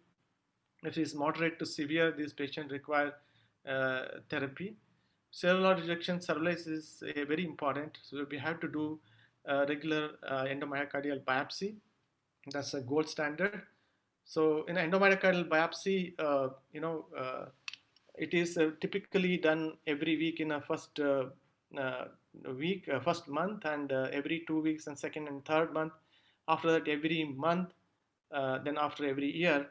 Even though it is mentioned in India, we follow different way, and typically we do 5 to 6 biopsies in 1 year in low risk patients, and those who have history of rejection, probably we do little more than our regular numbers. So acute cellular rejection are 3 types. It is 1R is mild rejection, 2R is moderate, and 3R is severe rejection. Because a lot of things are there, I'll not go in detail. In mild rejection, you don't require any therapy. 0 also, you don't require any therapy. There's no rejection. Even 1R, we don't treat these patients. We monitor these patients to see is there any adverse events. So those who had rejection 2 or 3, so they receive methylprednisolone if there is no hemodynamic instability. If there is a hemodynamic instability, then or is a severe form, then ATG should be administered along with steroid. And these patients are followed up with the subsequent endomyocardial biopsy to see the cellular rejection is resolved. So AMR is a humoral reaction resulted from antibody-mediated response to mismatched human leukocyte antigen, which is present within the donor myocardium and vascular endothelium. So number of mismatches may influence the speed and degree of rejection. So pathologically, this form is characterized by lack of significant cellular rejection and endomyocardial biopsy, and often accompanied by left ventricular dysfunction and detection of donor-specific antibody in the recipient serum. So basically, you have no cellular rejection report, and along with that, you have patients with acute rejection and left ventricular failure and heart failure, and you are sent for DSA and it has come positive. So for this, you have to ask your pathologist to store all samples, the donor samples, what you sent, because you forget about that. And after 2 years, 3 years, you ask for the DSA, they say there's no sample. So you should ensure that these samples are preserved for you for a follow-up. So AMR is divided into 3 categories. AMR 0 is negative for pathological AMR, and AMR 1 is histopathological AMR alone, and AMR 1AI plus is immunological AMR alone. AMR 2 is both histological and immunological findings are present, and AMR 3 is severe pathological AMR. So the going in detail is beyond the scope of this session today. The antibody mediated is difficult to treat and relatively little bad prognosis compared to ACR, acute cellular rejection. So these patients are subjected to plasmapheresis. This is the schedule we follow. Then IVIG, usually post plasmapheresis, we try to give. There are 2 types of IVIG. We can give either high dose and the low dose. So usually we give in our institute the low dose, that is 100 mg per kg, and rituximab is given weekly to prevent any further AMR. The last one is the cardiac allograft vascular. This is very important. All other complications start coming down by 5 years, and CAV start increasing after 5 years. So that is the most important that these patients required for long period. So if you try to forget that, first 5 years is fine and patient does not require anything. So usually the rejection part is less after that, but the cardiac allograft vasculopathy start increasing. It is a major factor limiting long-term survival. It is an accelerated form of coronary artery disease that is characterized by concentric fibrous intimal hyperplasia along with length of coronary vessel. Along the length of the coronary vessel. Both immunological and non-immunological risk factors contribute to the development of CAV by causing endothelial dysfunction and injury, eventually leading to progressive intimal thickening. So there is a substantial evidence that immunological factors, including histocompatibility mismatch, acute rejection episodes, and chronic inflammation play a major role in CAV development. So non-immunological factors like donor brain death, CME infection, age, sex, obesity, dyslipidemia, then hyperhomocystinemia, diabetes mellitus, hypertension, smoking, ischemic reperfusion injury. All this also can contribute to development of CAV. In general, hyperlipidemia and insulin resistance are the most significant non-immunological factor occurring in 50 to 80% of the heart transplant population. So it's a responsibility to not only maintain the graft, also to maintain either diabetic and hypertension dyslipidemia status. So these patients, we try to do TAC level and biopsy and forget about all this. So there should be protocol to monitor all these patients regularly, like a coronary artery disease patient, how we do regularly in our outpatients. So basic criteria for interpretation of by intravascular ultrasound is more sensitive. In a baseline study, 4 to 6 weeks after heart transplantation, 0.25 to 0.5 mm intimal thickness. Any intimal thickness more than 0.5 mm suggests donor disease. And after 1 year of heart transplantation, is no change in the intimal thickness is normal. If it is increased by 0.5 from baseline, suggests accelerated CAV associated with the adverse outcome. So we can change immunosuppression, or you can treat more aggressively dyslipidemia, diabetes, to prevent further progression. Because more progressive CAV, the only option is repeat transplant. So this is the same thing I explained. So you can do coronary angiogram, you can do IVUS, you can do dobutamine stress echo to that. So the last thing is statin therapy. So in India, we use most often the atorvastatin. So their myocytes incidence is high. The pravastatin, which is low, many countries use that, but is not available here. So we use most of the time atorvastatin. Thank you.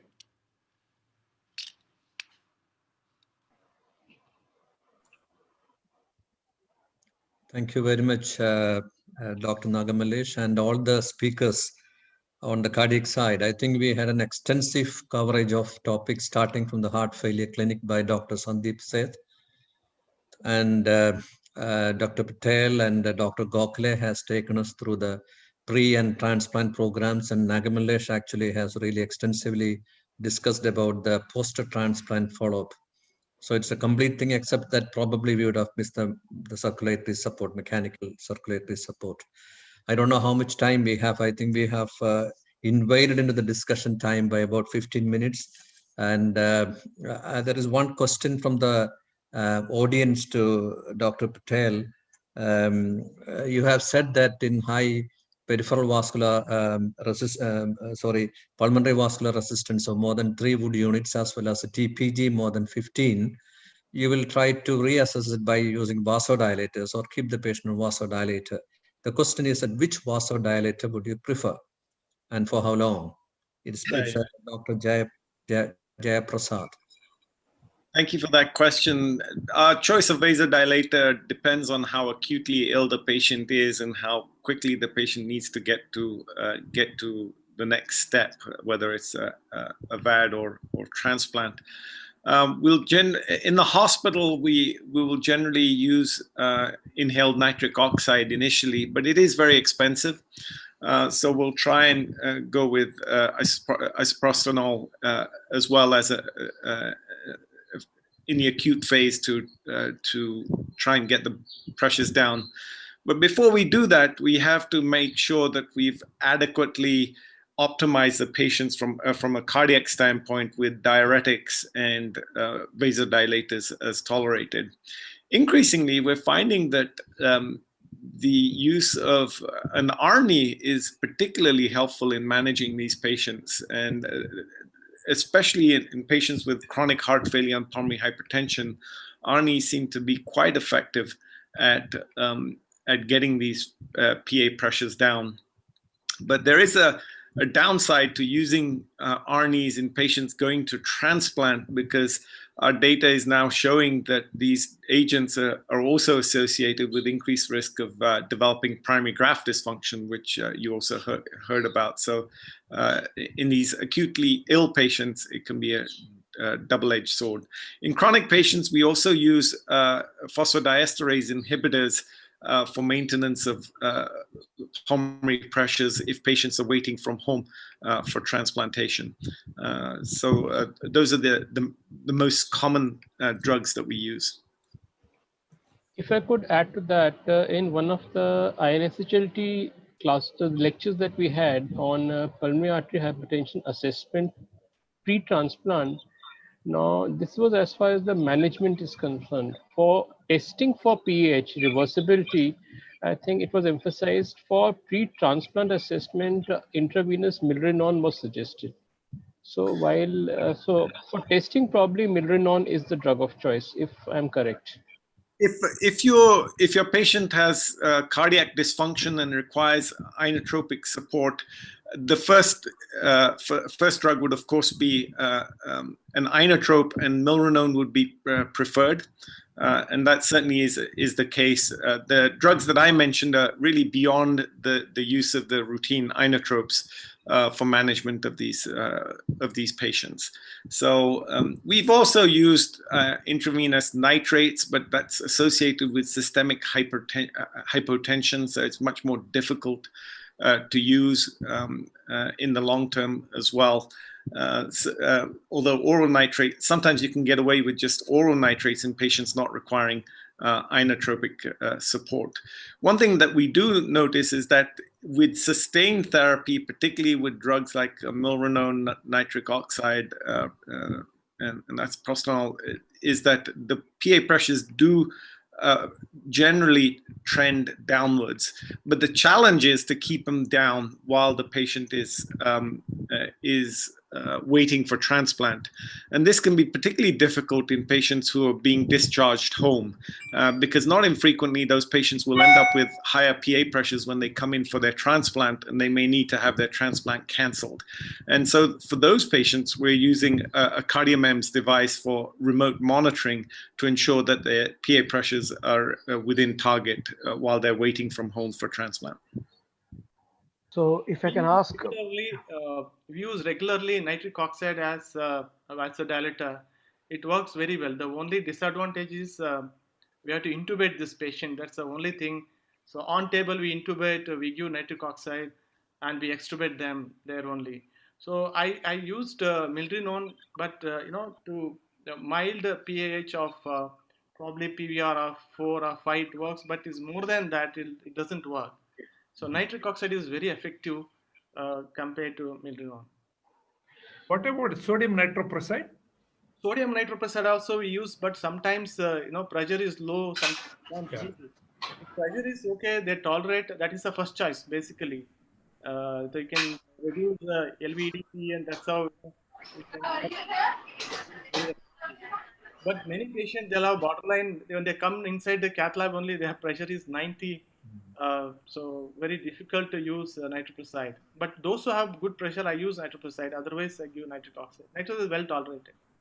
Dr. Patel, I got a few questions. One is ESC Heart Failure Association has talked about 6-minute walk test distance, and in the criteria of advanced heart failure, it's a 6-minute walk test distance of less than 300 or PVO2 less than 10, 12 or 14.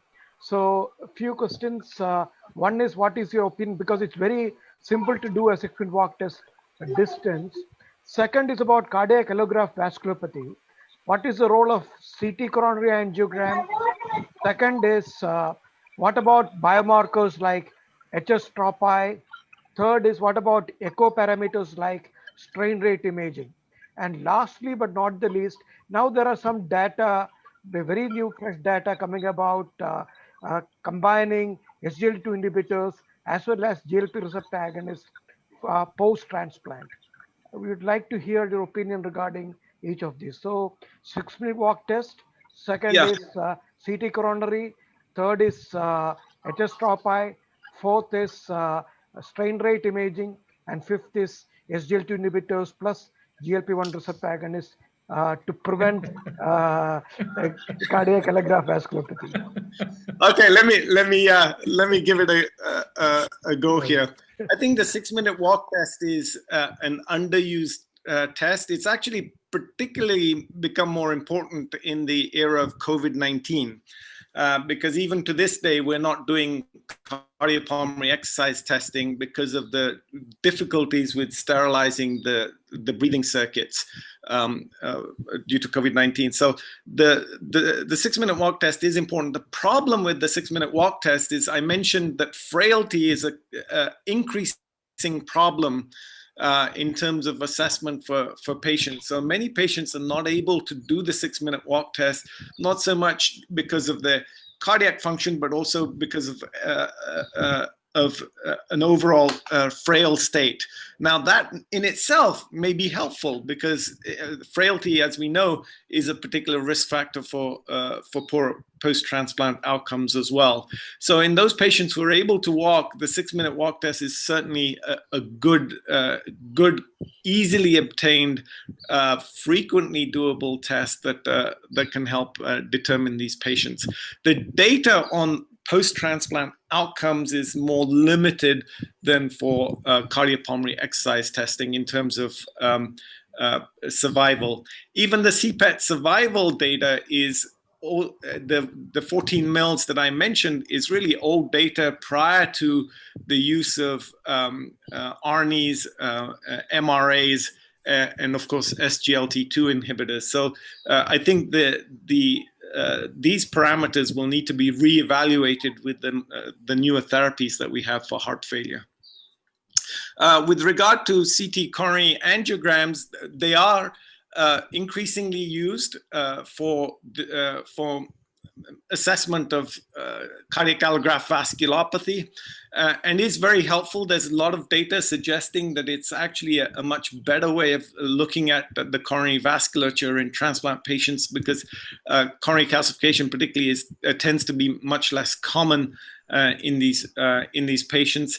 The only limiting issue that we've had in practical terms is the amount of contrast that's needed to do the procedure, as many of our patients have some degree of renal insufficiency. And you can do a coronary angiogram with a very limited amount of contrast in patients with renal insufficiency. But I think it certainly has a potential for its use. The use of biomarkers in heart transplantation continues to be something that is really looked at carefully. Troponins have been looked at, particularly for assessment of rejection, and some studies have shown some benefit, others have not. Patients with allograft vasculopathy may also have abnormalities for that. We've actually kind of moved away from the routine biomarkers towards some more sophisticated biomarkers, including donor-derived cell-free DNA and gene expression profile from peripheral blood as well. BNP is a biomarker that I find particularly useful in assessing the patient at potential risk of rejection. If a patient presents and it's unclear that they may be having rejection, a significant rise in their BNP from their basal BNP is often very helpful at determining that they're having acute graft rejection, particularly if they don't have allograft vasculopathy. What were the other two points you wanted me to comment on? Strain rate imaging, the echo imaging, newer echo imaging. Yeah, so I think there's increasing data to suggest that strain imaging and even doing coronary flow reserve echocardiographically may be very useful tools in the assessment of allograft vasculopathy. I think these techniques are underused, and I think part of it is the expertise that's needed with the echocardiographer doing the procedure, and also the echocardiographer reading the test. But I think there's a lot of promising data suggesting that both of these methodologies may have some utility. We've been looking at PET imaging in heart transplants, and this has been very helpful in assessing for cardiac allograft vasculopathy because of the ability to quantify coronary flow reserve. And we've demonstrated that impaired CFR on PET has a direct correlation with the extent of allograft vasculopathy, because CAV is really a pan-vascular disease. It doesn't just affect the epicardial coronaries, but more frequently affects small vessels. And it's that small vessel disease assessment that can be often challenging with imaging modalities. And the last one was SGLT2 inhibitors plus GLP-1 receptor agonist as a preventive treatment for CAV. I think there is a lot to be said for the use of these drugs in the post-transplant setting. Of course, we have no data in terms of efficacy, but in terms of the mechanisms of these drugs, and given that diabetes is so prevalent post-transplant, there is a lot. I think there'll be a lot of interest in doing controlled clinical trials to assess this precise question. The question really is, what are the surrogate markers that we have for assessment of allograft vasculopathy? We know that IVUS is maybe a good surrogate marker in terms of looking at 1 year change in intimal thickness, but there are some newer technologies with optical coherence tomography, which may be even better at looking at this issue. But I think, and we also have some data to suggest that metformin in the post-transplant population may be associated with significant improvements, not only in allograft vasculopathy, but there's actually a study from Israel suggesting that malignancy rates are significantly decreased in the post-transplant setting with the use of metformin. So the use of these diabetic agents in the post-transplant population continues to be of great interest. Dr. Abraham, we have some panelists also who are there. So if you can take the last 5 minutes to invite the panelists, if they have any questions or comments, including Dr. B.K. Shastri. If they have any comments or questions from the speakers, this is the time when they can ask some questions from the panel. Dr. Shastri, sir, Dr. Dheeraj, Dr. Naresh Kumar. Anyone wants to ask any questions now? Jignesh, I have a patient, about 74-year-old. He underwent transplant about 7 years back.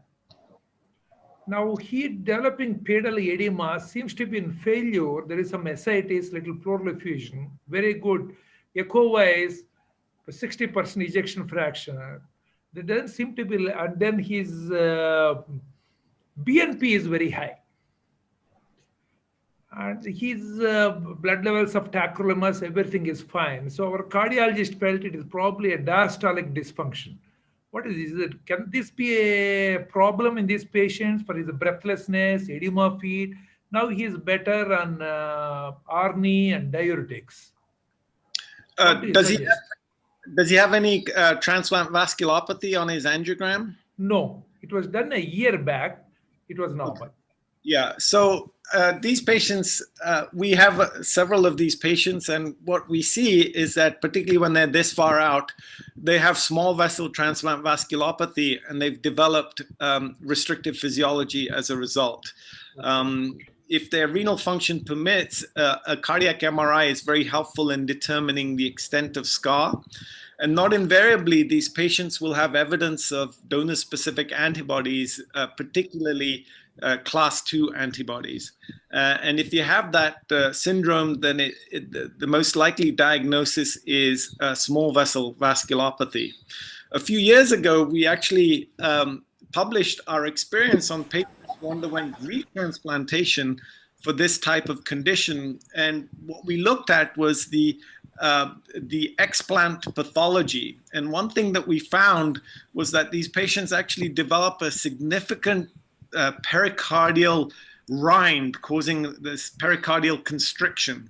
And the pericardium gets very inflamed and gets scarred into the epicardium of the heart and almost becomes one.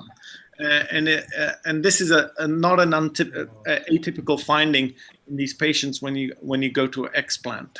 So that may be, and the MRI may show that as well. Okay, thank you. You also probably need to look for tricuspid regurgitation. Echo-wise, it's got good biventricular function, pulmonary, there is no pulmonary hypertension. What about TR, tricuspid regurgitation? No, there is no TR. There is no. So that is another common cause. There is no tricuspid incompetence, no. Yeah. Dr. Seth, I just want to come in and make a couple of comments. One is the Milrinone therapy. My experience is very limited, but at least I have seen 3 patients where continuous infusion of Milrinone over a couple of weeks or even longer has significantly reduced the pulmonary artery pressures. So it is not difficult to deliver that agent at home if the patient is reasonably educated. So that is one area probably in India where LVADs are not easily affordable or available. Chronic Milrinone infusion therapy at home is one choice. And second comment is about the immunosuppressive therapy, induction therapy. I wonder if it is really appropriate in a country like India where infections are so rampant. Half of our patients we lose because of infections. And anyhow, we know that induction therapy does not change the mortality. It only decreases the rejection rate in the acute phases. So probably we can do away with induction therapy in most of the patients unless they have got renal failure or such things at the baseline or in a difficult transplant, it's mismatched or where you expect problems. And third thing is I just want the opinion of Dr. Jignesh. The OCT is probably better than IVUS. What is your opinion? Because of the resolution issues. And also role of everolimus. When do you really start to prevent? Do you start as early as 3 to 6 months or you wait for a year? How do you go about it? So I think you make a good point regarding milrinone, and chronic milrinone therapy certainly is helpful for management of patients with pulmonary hypertension, and we frequently send patients home on milrinone. The second question you had was regarding OCT. I just reviewed a paper with the use of OCT, and it's showing some very interesting data in transplant patients that there are changes that are occurring in the media of the arteries rather than intimal artery, rather than the intima. And these features seem to precede intimal changes. And so I think OCT is certainly something which is a promising technology, and we'll need to see where things are. We also have some more recent data suggesting that this change of 0.5 millimeters at 1 year in transplant patients with IVUS may not be that reliable in terms of predicting long-term outcomes, particularly from the everolimus studies. And we're working on that, on the long-term outcome data from those original studies. With regards to the use of everolimus, I think there's a lot of data to suggest that it is a good way to go. The Mayo Clinic has presented a lot of data suggesting the patients transition to a PSI early. They use sirolimus, do particularly well in the long term with regard to allograft vasculopathy and decreased malignancy rates as well.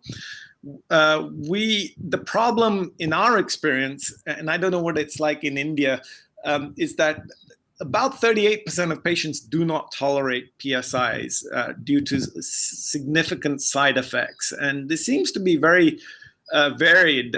Europeans seem to be able to tolerate it quite well, and Midwesterners seem to be tolerating it. And there may be some genetic factors involved there. So we're more selective in the use of PSIs if we feel that the patient is at increased risk of developing rejection, if they have a CMV mismatch, if there is a history of malignancy, if there's evidence of allograft vasculopathy, we will use everolimus, and we'll try to switch them at as early as 4 to 6 months post-transplant, particularly in patients who are highly sensitized and have had have a history of recurrent rejection or are at risk of rejection also. We also use everolimus in a CNI sparing protocol, where if patients are developing CNI-induced renal injury and they're not at risk of rejection, we will use mycophenolate with everolimus or sirolimus and withdraw the CNI altogether over a period of 1 month. And this frequently helps the renal function, particularly if you catch it early enough. There is a risk of rejection, so patients need to be monitored for that when you make that transition. Yeah, only problem with the OCT is compared to IVUS. OCT requires contrast to be injected while doing it. So you are risking patient, especially if they have borderline renal function. So in IVUS, the advantage is there is no contrast involved there. So that's the advantage. So probably it will stay the ultrasound. And about everolimus, I agree with Dr. Jignesh Patel. And one more thing is, in India, I don't know how in the US, it is very expensive drug compared to so Even in the US, it's about $30 a day for everolimus. So most of the time covered by insurance, but some patients still have a significant copay for the medication. So it can be an issue. And also to do testing also, the sirolimus level is very expensive compared to tacrolimus level. So all this. The other thing you have to watch for is the development of proteinuria with everolimus. And the Mayo Clinic guys have actually shown that if you develop proteinuria with everolimus, those patients don't do well in the long term. So that can be a real problem. And these patients also are at potential risk of developing DVTs and PEs. So patients who have a history of those, we tend to avoid it unless they're on long-term anticoagulation as well. And Dr. Seth, Sandeep Seth, we were talking about ARNI in the earlier sessions. Have you got any experience in ARNI reducing the pulmonary hypertension, especially in patients waiting for a transplant? Would that be? I know it may be a long-term result, but have you got any data regarding that? Not specifically reducing pulmonary artery hypertension, but yes, in terms of reducing the need for a transplant. Because a number of patients who have been sent me for a transplant, many of them have actually been put on ARNI and their need for a transplant has gone down. So indirectly, perhaps many of them had pulmonary artery hypertension and their pulmonary artery hypertension went down. But at least none of the patients who had pulmonary artery hypertension, I have specifically added ARNI. Many of them actually are already on ARNI. Most of the patients whom I catheterize for transplant, in fact, most of them are already on ARNI. So in them, I would be adding a drug like sildenafil or bosentan as an additional drug to reduce the pulmonary artery pressure because they're already on the maximum tolerated doses of ARNI. So there's nothing I can do in terms of adding ARNI. They're already on it. So they're on maximum possible ARNI, they're on maximum possible beta blockers, which they can tolerate. So the add-on drugs for them will be a drug like sildenafil or bosentan or something. So I won't have any experience of pushing up. I've already pushed up whatever I can in those patients. And regarding the, sorry. Probably it will optimize heart failure. In that way, it might reduce the hemodynamic, it may improve hemodynamic. Yeah. I think Dr. Gokhale has been, has it disappeared? Okay. Reducing the cost of the transplant. I think it's quite okay if we use a St. Thomas's cardioplegia solution, especially if the cold ischemic time is supposed to be shorter. If you have got a harvest from a nearby location.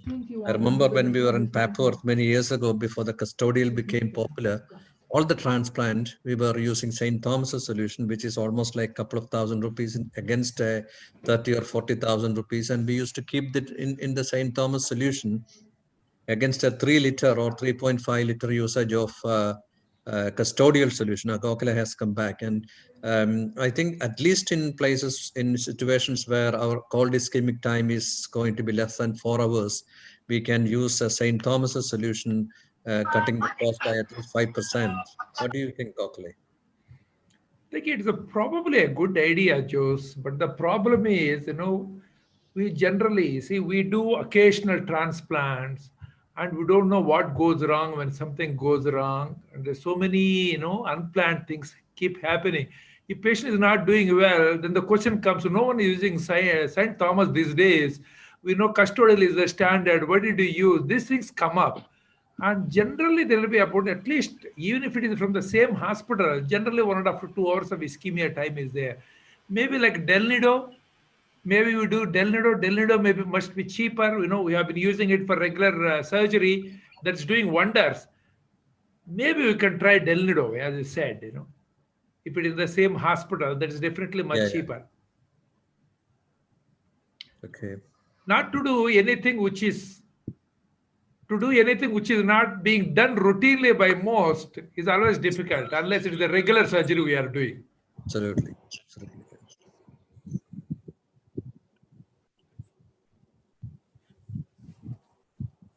I think if there are no more questions, maybe we would like to call it a day.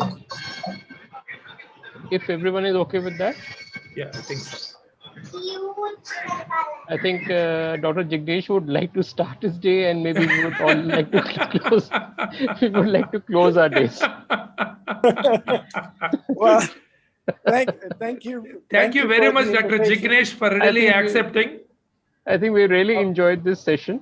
It's Yeah. been a real good meeting between cardiologists and surgeons, and I've really enjoyed this meeting. And for all the audience, the post-test has been activated. You have 3 days to pass the test. There are some questions which are out of course, but I think if you know your cardiology and your transplant surgery, you'll be able to answer some of the questions easily. And I think I don't really have anything else to say.